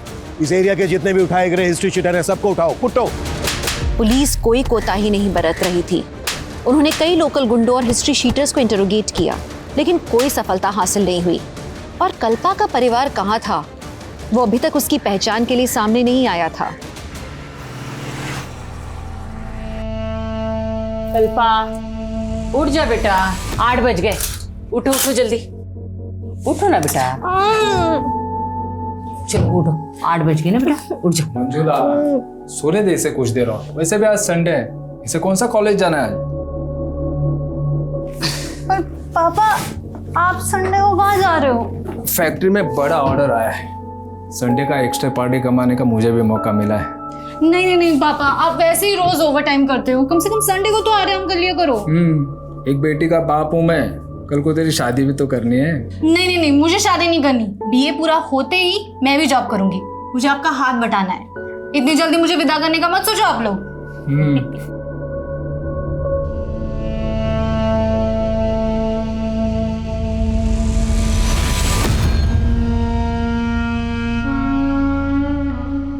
उस लड़की के साथ बहुत ही हैवानियत हुई। पिछले 24 घंटे में हम कुछ भी पता नहीं कर पाए। सभी पुलिस हेडक्वार्टर में लड़की का फोटो भेज दिया सर। न्यूज़पेपर्स और सोशल मीडिया में भी लोगों से अपील की कि अगर कोई इसे जानता है तो सामने आए। लेकिन तब तक हम चुपचाप नहीं बैठ सकते। उस लड़की के साथ इतनी ज्यादती हुई है कि वो कोमा में चली गई। जिंदगी और वक्त ठहर गया उसके लिए। अगले 24 घंटे में क्या क्या एक्शन लेने वाले हो, टाइम फ्रेम करो। कैसे भी करके हमें उस लड़की की पहचान पता करनी है। Right sir.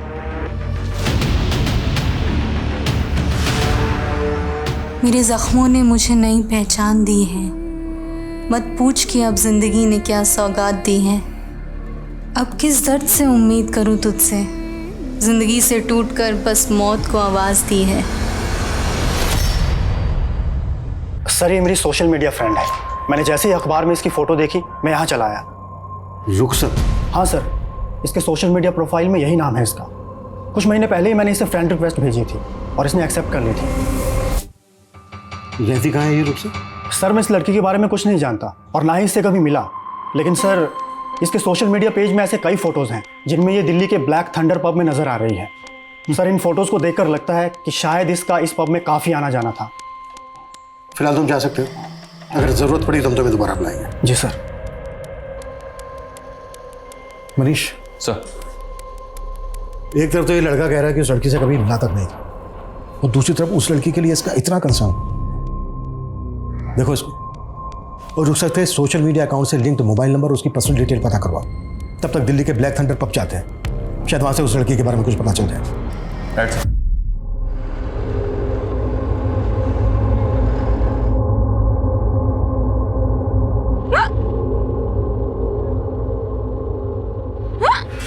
लगता है तुम्हें कोई याद कर रहा है बेटा। मुझे कोई याद करे ऐसा कम ही होता है आंटी। ऐसा क्यों बोल रही है बेटा? तेरे अपने तुझे क्या याद नहीं करते? एक काम कर, ये टॉफी खा ले, हिचकियाँ कम हो जाएगी। ले। नहीं, मैं ठीक हूँ आंटी। अरे ये खा ले और भी ठीक हो जाएगी। ले खा। Thank you.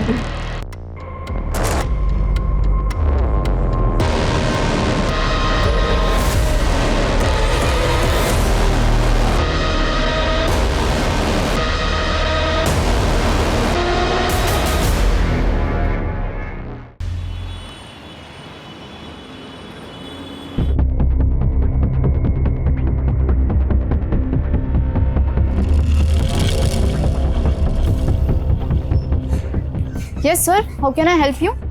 Inspector Abhimanyu Jindal, Rajasthan police. इस लड़के का इस पब में काफी आना जाना है। कौन है ये? सर ये कल्पा है। कल्पा? हाँ सर, हमारे इसी पब में काम करती है। She is a waitress. Kalpa यहाँ दिल्ली में काम करती है, तो फिर वो यहाँ से 90 किलोमीटर दूर भिवाड़ी कैसे पहुंची? सर ये सब तो मालूम नहीं, लेकिन वो कई दिनों से छुट्टी पर थी। रहती कहाँ है कल्पा? वैसे तो वो हिसार की रहने वाली है, लेकिन वो पोमिला आंटी के साथ पीजी रहती है, और पोमिला आंटी भी हमारे रेगुलर कस्टमर है। कल्पा इस पब की एक कस्टमर के यहाँ बिजी रहती है। सर कल्पा में हर किसी को अपना बनाने की क्वालिटी है, और सभी लोग उसे लाइक करते हैं यहाँ। और पोमिला आंटी से तो उसकी इमोशनल बॉन्डिंग हो गई थी। सर पोमिला आंटी अकेली रहती थी, इसलिए उन्होंने कल्पा को अपने साथ रख लिया था। ये सोशल मीडिया अकाउंट कल्पा का ही है? हाँ सर। तो फिर ये रुखसत के नाम से क्यों है? सर एक्चुअली ये पोइट्री नेम है, और उसे शेरो शायरी का बहुत बड़ा शौक है, और वो अलग ही मूड की लड़की है। इस उम्र में भी उसके बातों में डेप्थ है। अब जिंदगी पे मौत भारी है, मुझे गले लगा लो, अब रुखसत की बारी है। अब सॉरी मैम, वो मेरी फ़ोन की बैटरी चली गई थी, नया शेर भूल ना जाओ तो इसीलिए मैं लिख दिया। I am so sorry. लेकिन तू ऐसे थॉट्स लाती कहाँ से कल्पा? दर्द को जुबान दे दो तो शेर भी बन जाते हैं। लेकिन तेरे दर्द सिर्फ तुझे शायर नहीं, तुझे शराबी भी बना रहे हैं। सर उसे शराब की बहुत बुरी लत लग गई थी। कुछ तो ऐसा था जो उसे अंदर ही अंदर परेशान कर रहा था। कल्पा इस वक्त जिस हालत में है, तुम्हें किसी पर शक है? कौन कर सकता है उसके साथ इतनी दरिद्री? नहीं सर, लेकिन कुछ टाइम पहले उसके साथ बहुत बुरा हुआ था।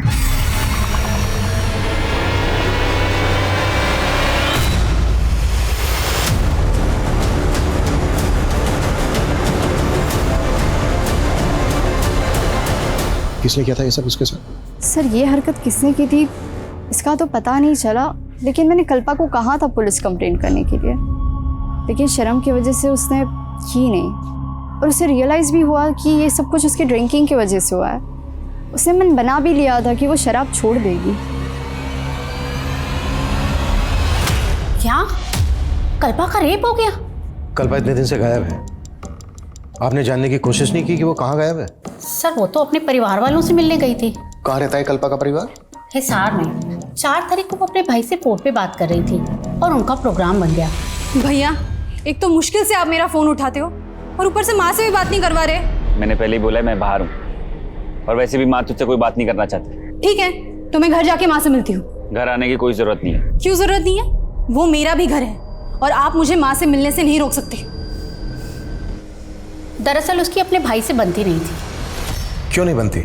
ये उनकी पर्सनल बात है, और कल्पा ने मुझे कभी कुछ नहीं बताया।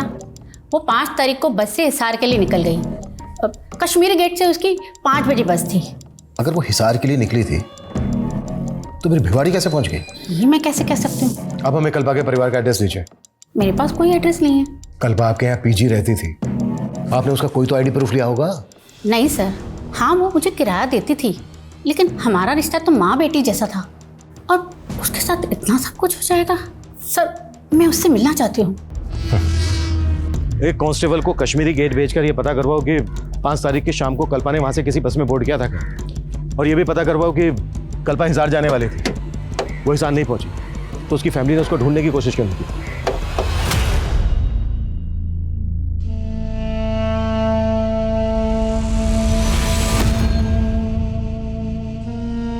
बस बेटा, अब ये खाना अलग से नहीं उतरता।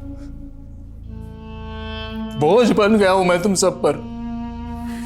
ऐसा मत भूलो पापा, आपके 2 बच्चे हैं, मैं और सोम भैया, हम दोनों आपके 2 बाजू बनेंगे। ये सब बातों का कोई फायदा नहीं है कल्पा। ये दिन रात जिस फैक्ट्री मालिक के तलवे चाटते रहे, उसने मुआवजे के नाम पे 2 महीने की तनख्वाह पकड़ा दी, और फिर ये उसके ऊपर केस भी नहीं कर रहे। बड़े लोग हैं बेटा, ये कोर्ट कचहरी के चक्कर में पड़ेंगे तो हमारा जीना मुश्किल कर देंगे। वो जीना वैसे भी मुश्किल हो गया है हमारा, आपके हाथ भी गए और नौकरी भी। तो फिर आपकी क्या रिस्पॉन्सिबिलिटी है भैया? पापा को कोसने के अलावा आप अपने लिए कोई जॉब क्यों नहीं देखते? तुझे जॉब मिल गई तो मुझे ज्यादा अकड़ मत दिखा, समझी ना? और वैसे भी मैं कोई ऐसी वैसी जॉब नहीं करूंगा जहां इनकी तरह मुझे किसी के तलवे चाटने की जरूरत पड़े। पापा आप बिल्कुल परेशान मत होइए, मैं इतना कमाने लगी हूँ कि सब कुछ संभाल लूंगी। पापा प्लीज आप, पापा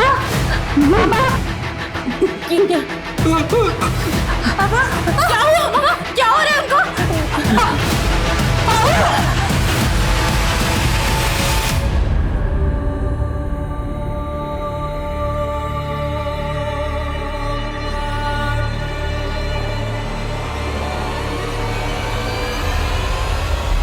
सर ये कश्मीरी गेट बस स्टैंड की फुटेज है। 5 अक्टूबर की शाम को कल्पा ने दिल्ली से जयपुर जाने वाली बस पकड़ी थी, जबकि पौमिला ने हमें बताया था कि कल्पा उस शाम को हिसार जाने वाली थी।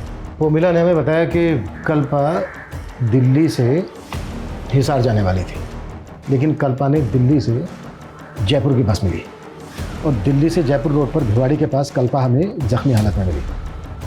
तो क्या कल्पा ने पौमिला से झूठ बोला या फिर पौमिला हमसे कुछ छिपा रही थी? कल्पा की फैमिली के बारे में कुछ पता चला? कल्पा के सोशल मीडिया अकाउंट से जो नंबर लिंक है वो हिसार के एड्रेस पर रजिस्टर्ड है सर। इस बस के कंडक्टर ड्राइवर को बुलवा लिया? जी सर, ये लड़की हमारे बस में उस शाम को चढ़ी थी और शायद जयपुर तक का टिकट लिया था। एक जयपुर देना। जयपुर।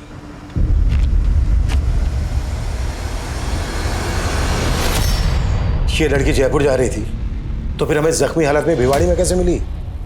सर मुझे कुछ समझ नहीं आ रहा सर। रेप हुआ है इस लड़की के साथ। देख अगर कुछ भी छिपाया ना हमसे तो। हम कुछ नहीं छिपा रहे हैं सर, लेकिन हाँ सर, जयपुर पहुंचने पर हमें एक सवारी का बैग मिला था। सर वो बैग हमने जयपुर बस स्टैंड के लगेज रूम में जमा करवा दिया था। हमारी बस रोजाना रात डिनर के लिए गुलशन ढाबे पर रुकती है और गुलशन ढाबा भिवाड़ी से 15-20 किलोमीटर पहले ही पड़ता है। तू कह रहा है कि वो बस डिनर के लिए गुलशन ढाबा पर रुकी, वो लड़की बस से उतरी लेकिन वापस बस में नहीं चली? हमें ये याद नहीं है सर। उस बस में जो जो पैसेंजर ट्रैवल कर रहे थे सबकी डिटेल दे, हमें याद दिलाते हैं तुझे। सर ये लंबे रूट की बस है, हर रोज नई सवारी बैठती है, अब इतना याद कैसे रहेगा? तो अपनी याददाश्त पे जोर डाल। जब तक इसको सब कुछ याद नहीं आ जाता ना, जाने मत देना यहाँ से।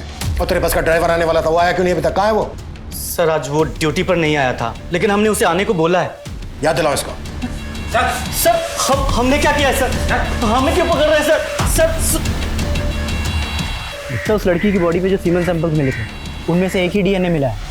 इसका मतलब सर उस लड़की का रेपिस्ट एक ही है और हम समझ रहे थे कि लड़की का गैंग रेप हुआ है।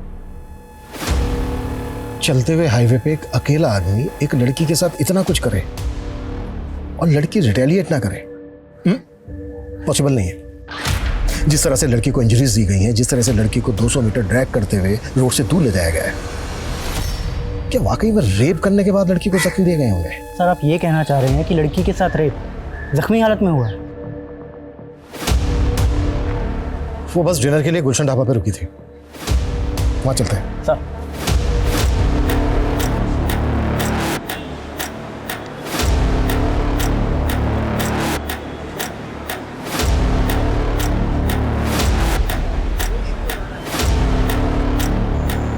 हाँ साहब, ये मैडम को मैंने उस रात यहाँ पे देखा था और इनका चेहरा मुझे अच्छे से याद है साहब, क्योंकि इनको किसी ने बाथरूम में बंद कर दिया था साहब।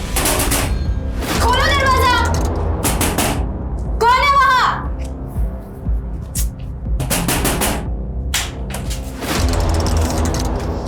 क्या बेहुदगी है? किसने बंद किया मुझे अंदर? मुझे नहीं मालूम मैडम। उसके बाद ये मैडम कहाँ गई थी? उसके बाद इन लोगों ने यहाँ पे खाना खाया साहब, और उसके अलावा मैं कुछ नहीं जानता साहब।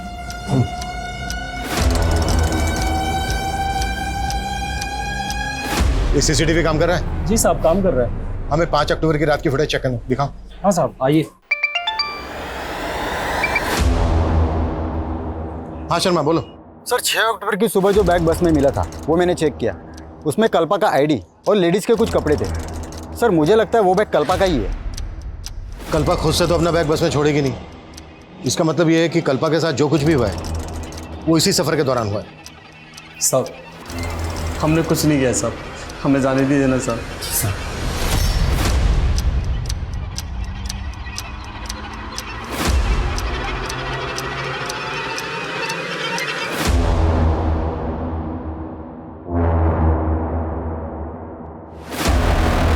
कल्पा बाथरूम की तरफ जाते हुए दिख रही है, लेकिन उसके पीछे कोई नहीं गया। इसका मतलब यह है कि होटल के दूसरी तरफ से आकर किसी ने बाथरूम का दरवाजा बंद किया।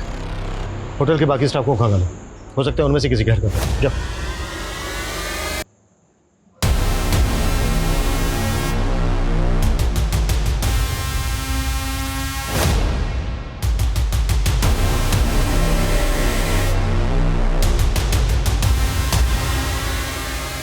सर कहीं ऐसा तो नहीं कि वो लड़के उस रात कल्पा को अपने साथ कार से ले गए? कल्पा अगर अपनी मर्जी से कार में उनके साथ जाती तो अपना बैग बस में क्यों छोड़ती? लेकिन सर कल्पा उस रात बस में चढ़ी, फुटेज से ये बात क्लियर नहीं हो रही है और ना ही गाड़ी का नंबर विजिबल है। पता करो वो दोनों लड़के कौन थे और फुटेज में बस की तरफ से जितने भी पैसेंजर आते हुए दिख रहे हैं सबकी पहचान पता करो। क्राइम सीन यहाँ से लगभग 15 किलोमीटर दूर भिवाड़ी में है। यहाँ से लेकर क्राइम सीन तक जितनी भी छोटी बड़ी दुकानें हैं, ढाबे हैं, सब जगह पूछताछ करो। Okay sir. शायद उस रात किसी ने कुछ देखा हो। जी सर।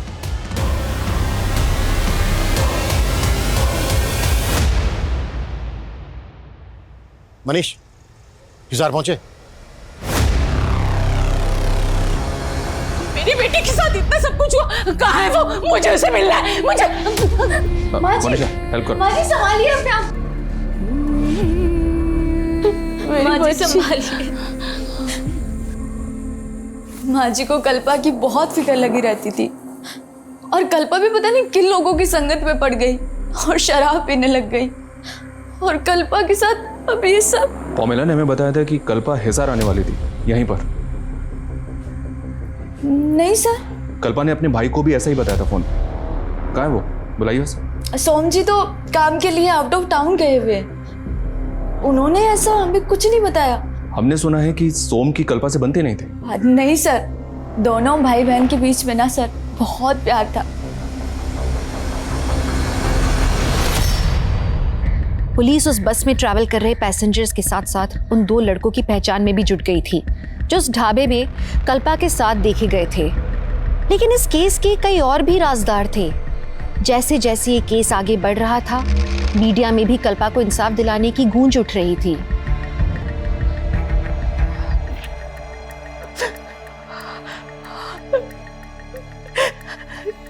कितने साल से मैं तेरी शक्ल देखने के लिए तरस रही थी बेटा। मुझे क्या पता था मैं तुझे इस साल में देखूंगी। तू चुप क्यों है बेटा? बात कर ना, अपने माँ से बात कर। ये अपनी माँ से क्यों नहीं बात कर रही डॉक्टर साहब? क्यों नहीं बात कर रही? माँ मुझे विश्वास नहीं हो रहा है कि आपने मुझसे बात करने के लिए फोन किया। मेरा बस चलता ना तो मैं तुझे यहाँ बुला लेती, लेकिन तेरे भाई के आगे मेरी एक भी नहीं चलती। लेकिन आप मेरे पास भी आकर रहना नहीं चाहती। सुना है तू शराब पीने लगी है, क्या ये सच है? वो माँ बोलना। अरे सुधा, मेरा फोन देखा क्या? माँ क्या हुआ? माँ बात तो करो। माँ हेलो।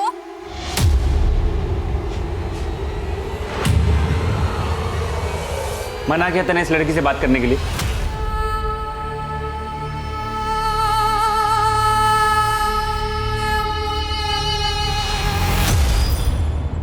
कल रात इन लोगों को तुम्हारी बस में से उतरते हुए देखा गया। हमें इनकी पहचान करनी है। कहाँ मिलेंगे ये लोग?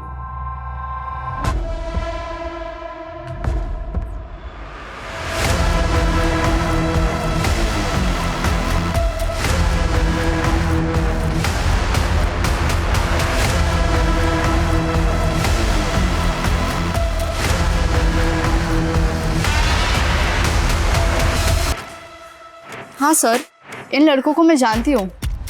ये दोनों हमारे पब के कस्टमर्स हैं। इन दोनों के नाम क्या है, कहाँ रहते हैं, पता है आपको? सर ये तो नहीं मालूम, लेकिन कल्पा के इन लड़कों के साथ दोस्ती हो गई थी और मुझे तो लगता है कि कल्पा के लिए ही आते थे ये लड़के और हज़ारों रुपए खर्च करके जाते थे। अरे अभी तो अभी ना शुरू किया है, तुम बैठो ना हमारे साथ, let's have drink together. Sorry Ankit, तुम्हें तो मालूम है ना मैं यहाँ एम्प्लॉई हूँ। अरे तो किसी दूसरे पब में चले? नो थैंक्स, आती हूँ कुछ देर में। सर कल्पा को लेकर मुझे इन लड़कों की इंटेंशन सही नहीं लगती थी। मुझे तो हैरान ही हो रही कि उस रात ये लड़के ढाबे में कैसे पहुंच गए। ये दोनों लड़के यहाँ पे रेगुलर कस्टमर थे, तो ये पेमेंट कैसे करते थे? बाई कैश या कार्ड से? सर ज़्यादातर कार्ड पेमेंट होती थी। इनके कार्ड की डिटेल्स मुझे दीजिए। जी सर। सर मैंने कल्पा की कॉल डिटेल्स चेक की। 5 अक्टूबर की रात को 8:30 बजे कल्पा ने इस नंबर पे कॉल किया था सर। 8:30 बजे ही वो बस गुलशन ढाबा पर रुकी थी। किसका नंबर है सर? ये वसीम नाम है सर इसका। थाने बुलाओ इस वसीम को। सर। हाँ मनीष। सर मैंने उन दोनों लड़कों की बैंक डिटेल्स से उनका पता लगा लिया है। राज और अंकित नाम है इन दोनों का। दिल्ली के हरिनगर में ये दोनों एक साथ रहते हैं। मैं अभी हरिनगर में ही हूँ, लेकिन इनके घर पे ताला लगा हुआ है सर, और अंकित का जो मोबाइल नंबर बैंक से लिंक है वो भी बंद आ रहा है। इसका मतलब ये दोनों लड़के इस कांड में इन्वॉल्व हैं, इसीलिए गायब है।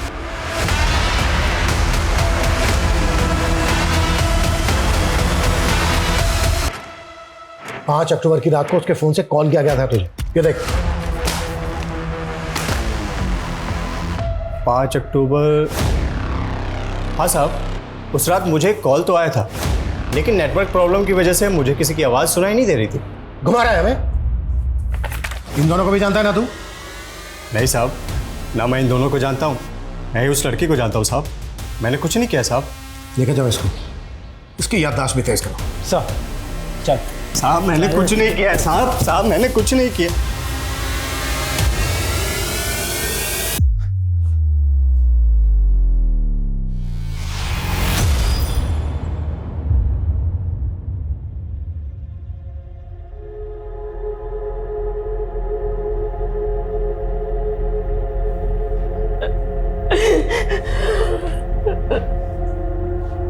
माँ ये क्या हो गया?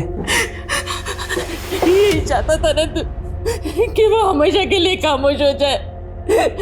देख तेरे मंसूबे पूरे हो गए। कैसी बात कर रही हो माँ? बहन है वो मेरी। लेकिन तू इसका भाई खिलाने के लायक नहीं है। पिछले 3 साल से मैं उसकी शक्ल देखने के लिए तरस रही। सिर्फ तुम्हारी वजह से मैं अपनी बेटी की शक्ल नहीं देख पाई। सिर्फ तुम्हारी वजह से।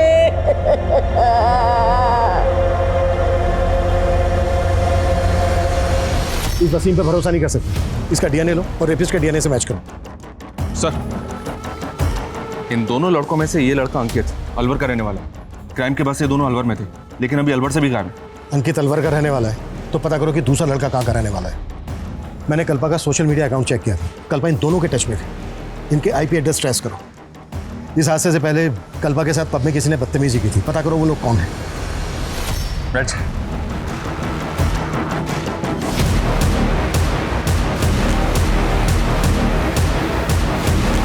एक बात तो तय थी कि कल्पा के साथ जो भी हुआ वो उसी सफर के दौरान हुआ था, लेकिन पुलिस को ये बात समझ में नहीं आ रही थी कि अगर कल्पा हिसार के लिए निकली तो उसने बस जयपुर की क्यों पकड़ी। एक सवाल ये भी था कि कल्पा और उसके भाई के रिश्ते में खटास क्यों आई। एक सीधी साधी पारिवारिक सी लड़की शराब क्यों पीने लगी। पुलिस से जानने में लगी थी कि कल्पा के साथ कौन कौन पैसेंजर्स ट्रैवल कर रहे थे। तभी राज और अंकित जो उसके साथ ढाबे में देखे गए थे, उनमें से राज को उसके नेटिव एड्रेस चंडीगढ़ से अरेस्ट कर लिया गया। उस रात हम अलवर गए हुए थे और दिल्ली वापस जा रहे थे साहब। इत्तेफाक से कल्पना हमें उस ढाबे पे मिल गई थी साहब। और फिर जबरदस्ती उसे अपनी कार में बिठाया और ले गए। सर हम उसके साथ ज़बरदस्ती कैसे कर सकते हैं? सर वो हमारी बहुत अच्छी दोस्त थी सर। हाँ सर, वो वहाँ बस से ही वापस गई थी।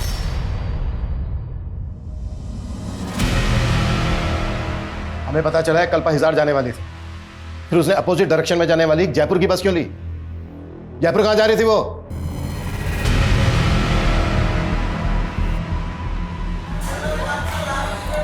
मैंने कभी अपनी ज़िंदगी की कदर की ही नहीं, हमेशा माँ का दिल दुखाया।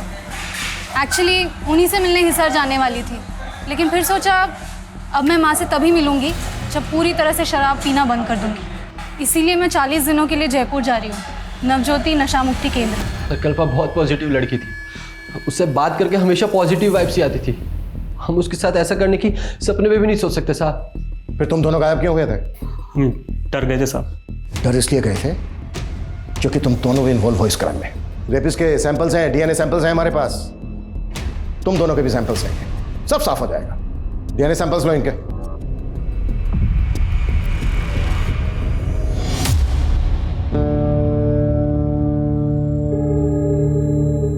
देख चाय लेना। ये उस दिन काफी पुलिस दिखाई दे रही थी यहाँ।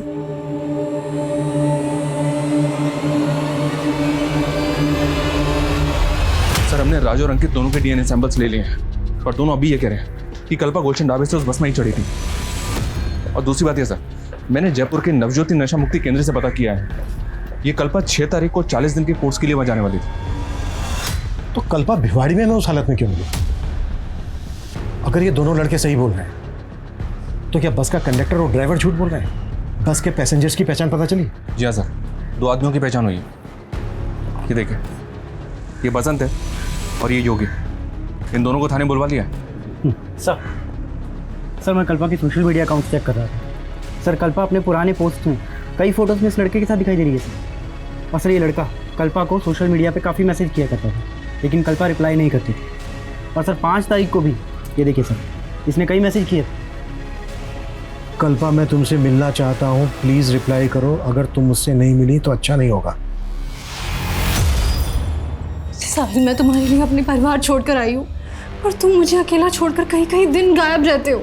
कल्पा मेरा काम जानती हो ना तुम। लेकिन साहिल, तुम मुझे अपनी फैमिली से मिलवाने वाले थे ना, तो क्या हुआ उसका?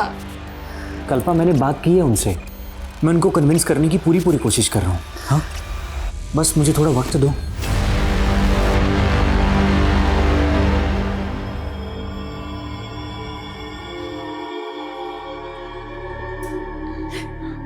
देखिए क्या हो गया मेरे बेटी का।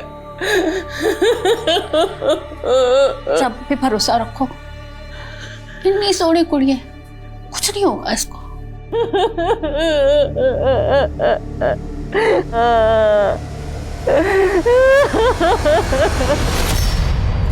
हाँ सर, ये उस बस में थी, ये पीछे वाली सीट पे बैठी हुई थी सर। सर इसके साथ एक लेडी भी थी। दोनों को देख के ऐसा लग रहा था जैसे दोनों एक दूसरे को पहले से पहचानते हो। इनमें से देखकर बताओ कौन थी वो? ये नहीं सर। ये सर ये। तुम्हें ऐसा क्यों लगा? कल्पा इस औरत को जानती होगी? सर पूरी बस खाली पड़ी थी और फिर भी दोनों एक साथ एक ही सीट पे बैठी थी। ये बस गुलशन ढाबे पर रुकी थी। अच्छी तरह से याद करके बताओ, क्या ये औरत वापस उस बस में चढ़ी थी वहां से? सर उतना तो याद नहीं आ रहा सर। हाँ सर, ये लड़की उस ढाबे के बाद बस में चढ़ी थी। शायद गैस वैस का कोई प्रॉब्लम था इसे, तो एक औरत ने इसे कोई तो गोली दी थी। ये टॉफियाँ खा ले, हिचकियाँ ठीक हो जाएगी। ले। नहीं आंटी, मैं ठीक हूँ। अरे ये खाएगी तो और भी ठीक हो जाएगी। ले। सर हो सकता है वो नशे वशे की गोली। तो तुम्हें उस औरत पे शक है? नहीं सर, पहले शक नहीं था, लेकिन अब ये सब पता चलने के बाद तो शक हो रहा है सर।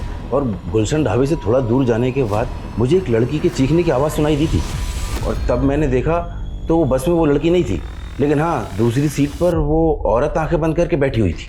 अगर ऐसा था तो तुमने बस क्यों नहीं रुकवाई? सर उस वक्त मुझे कुछ समझ में नहीं आया, लेकिन ये ज़रूर है कि मैंने किसी की चीखने की आवाज़ सुनी थी। हमने कोई भी चीख की आवाज़ नहीं सुनी थी सर। तो पैसेंजर बस झूठ बोल रहा है? सर हमें नहीं पता कि वो ऐसा क्यों बोल रहा है, लेकिन हमने कोई चीख नहीं सुनी। बसंत और एक दूसरे पैसेंजर का कहना है कि गुलशन ढाबा पे कल्पा वापस बस में चढ़ी थी, लेकिन तू शुरू से कह रहा है कि वो बस से उतरी थी लेकिन बस में चढ़ी नहीं वापस। सर मैंने कहा था कि मुझे याद नहीं है कि वो बस में चढ़ी या नहीं चढ़ी। तेरी याददाश्त को हम अच्छे से ठीक करते हैं। 10 सालों। सर ये लड़का साहिल है। कल्पा इस लड़के से प्यार करती थी, लेकिन हम नहीं चाहते थे वो इस लड़के से शादी करे। भैया समझने की कोशिश करो, मैं साहिल के बिना जिंदा नहीं रह सकती। बस कर। आज अगर तेरे पापा जिंदा होते ना, तो वो भी दूसरे समाज के लड़के के साथ तेरी शादी नहीं होने देते। लेकिन कल्पा अपने मर्जी की मालिक थी। वो इस लड़के के लिए हमें छोड़कर दिल्ली चली गई। फिर उसे बाद में एहसास हुआ कि हम सही थे। इस लड़के ने कल्पा के साथ किया क्या था? सर धोखा दिया था। ये लड़का पहले से ही शादीशुदा था। तुमने समझ के रखा है मुझे? हाँ, मैंने तुम्हारे लिए अपनी फैमिली से बगावत की और तुमने मुझे इतना बड़ा धोखा दिया साहिल। मैं मानता हूँ मैं शादीशुदा हूँ, लेकिन मैं तुम्हें अपनी दूसरी बीवी बनाकर रख सकता हूँ। इसी गम में कल्पा ने शराब पीनी शुरू कर दी थी। माना कि उसने गलती की थी, लेकिन सोहम ने उसे कभी माफ नहीं किया, इसलिए अकेली ही अपना कम झेलती रही वो।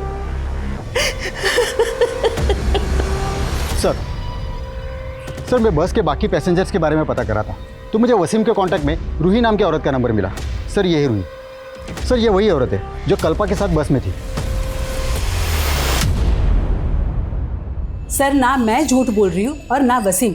उस रात मेरे फ़ोन की बैटरी चली गई थी, तो मैंने उस लड़की के फ़ोन से वसीम को फ़ोन ज़रूर किया था, लेकिन नेटवर्क प्रॉब्लम था, इसलिए हमारी बात नहीं हो पाई थी। तुमने उस रात उस लड़की को कुछ खिलाया भी था? क्या नशा मिला था उसमें? कैसी बात कर रहे सर, मैं ऐसा कुछ क्यों करूँगी? वो लड़की जख्मी हालत में हमें भिवाड़ी में मिली। भिवाड़ी से थोड़ा दूर डोसा उतरी थी तुम, और वो लड़की पूरे रास्ते तुम्हारे साथ थी। देखो कुछ भी हमसे छिपाना मत। मैं कुछ नहीं छिपा रही सर, मैं उस लड़के के साथ बैठी ज़रूर थी, लेकिन बाद में मैं आगे की सीट पे चली गई थी।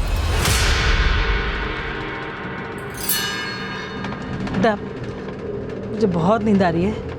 एक काम करती हूँ मैं, यहाँ आगे की सीट पे जाके सो जाती हूँ। हाँ ठीक है। फिर साहब मुझे दौसा पे उतरना था, तो मैं उठी तो मैंने देखा कि वो लड़की अपनी सीट पे नहीं है। मुझे लगा कि मुझसे पहले कहीं उतर गई होगी। तुमने उस लड़की की चीख या इस तरह की कोई आवाज़ नहीं सुनी? नहीं सर। सर मेरी पहली बीवी को भी मालूम था कल्पा के बारे में, और सर मैं कल्पा को अपनाना चाहता था, लेकिन वो समझने के लिए तैयार ही नहीं थी। कल्पा से तूने अपनी पहली शादी का सच छिपाया और अब उसी पे तोहमत लगा रहा है। ऊपर देख, वो तुझसे मिलना तक नहीं चाहती थी, मगर तू उसे मैसेज पे लगातार मिलने की धमकी दे रहा था। कहीं ऐसा तो नहीं कि तेरे दिल में जो उसके लिए नफरत थी, उस नफरत को निकालने के लिए तूने किसी और को हायर किया हो, उसे मारने के लिए? बोल। नहीं सर, मैं सच्ची कह रहा हूँ, मैंने कुछ नहीं किया है। तोड़ो इसे। अभी भी 5 पैसेंजर्स की पहचान पता नहीं चली है जो उस वक्त बस में मौजूद थे जब कल्पा के साथ ये घटना घटी। क्रिमिनल इन 5 में से भी कोई हो सकता है। जल्द से जल्द इनकी पहचान पता करो। सर इस लड़के का नाम जतिन है। 5 तारीख की रात को भिवाड़ी में इसने कुछ विटनेस किया था। क्या विटनेस किया है? सर इस लड़के का नाम जतिन है। 5 तारीख की रात को भिवाड़ी में इसने कुछ विटनेस किया था। क्या विटनेस किया है? सर उस रात मैं वहाँ से जा रहा था तो मैंने एक आदमी को देखा था। उसके कपड़ों पे बहुत खून लगा हुआ था। पहले मुझे लगा सर उसको चोट लगी होगी, पर फिर मैंने ध्यान से देखा तो उसे चोट नहीं लगी थी सर, बल्कि वो अपने हाथ पैर पे लगा खून साफ कर रहा था। कौन था वो आदमी? सर ये तो नहीं जानता, लेकिन उसका एक पैर खराब था सर। स्केच बनवा सकता है?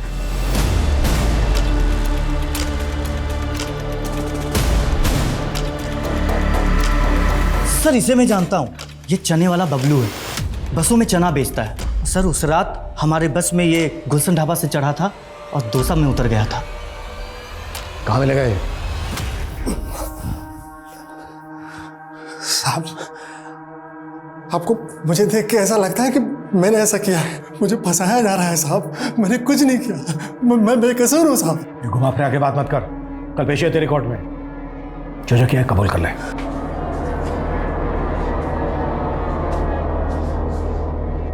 नमस्ते साहब। उस रात एक विटनेस ने तुम्हारे कपड़ों और शरीर पे खून लगा देखा था। किसका खून था वो? मेरे कपड़ों पे कोई खून नहीं लगा था साहब। किसी बड़े आदमी को बचाने के लिए मुझे जैसे गरीब और फंसाया जा रहा है साहब। हमसे झूठ उगलवाने के लिए इन लोगों ने हमें बहुत टॉर्चर किया साहब। मैं बेकसूर हूँ साहब, मुझे बचा लीजिए साहब। पाठक, इन्हें बाहर ले जाइए।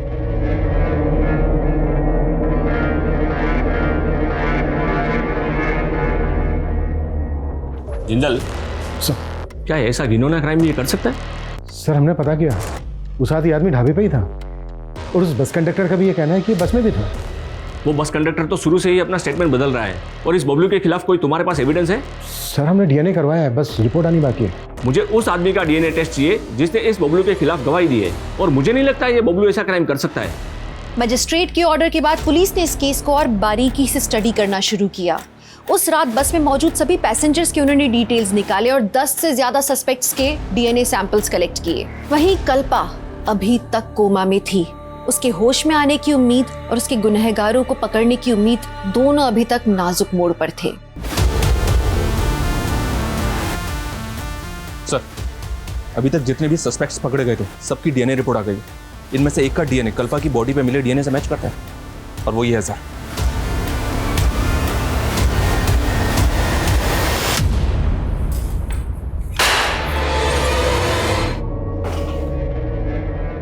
हो जा शुरू।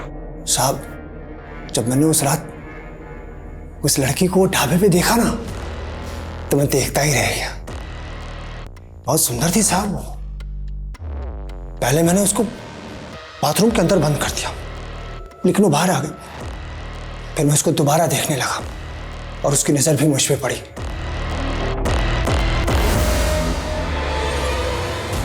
लेकिन मेरी नजर उसी पे टिकी हुई थी। मैं जानता था कि वो जिस बस से आई है उसी बस से वापस जाएगी। बस के अंधेरे और कम पैसेंजर की वजह से मैं बस में चढ़ गया। बस दौसा रुकने वाली थी। दौसा से 2-3 किलोमीटर पहले मैं उसकी सीट के पास गया और मैंने उसे बेहोश कर दिया, फिर चलती गाड़ी से फेंक दिया।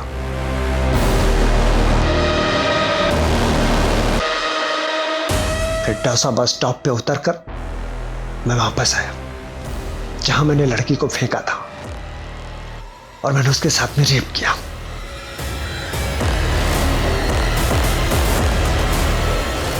इसकी चीखें मुझे मेरे केबिन तक सुनाई देनी चाहिए।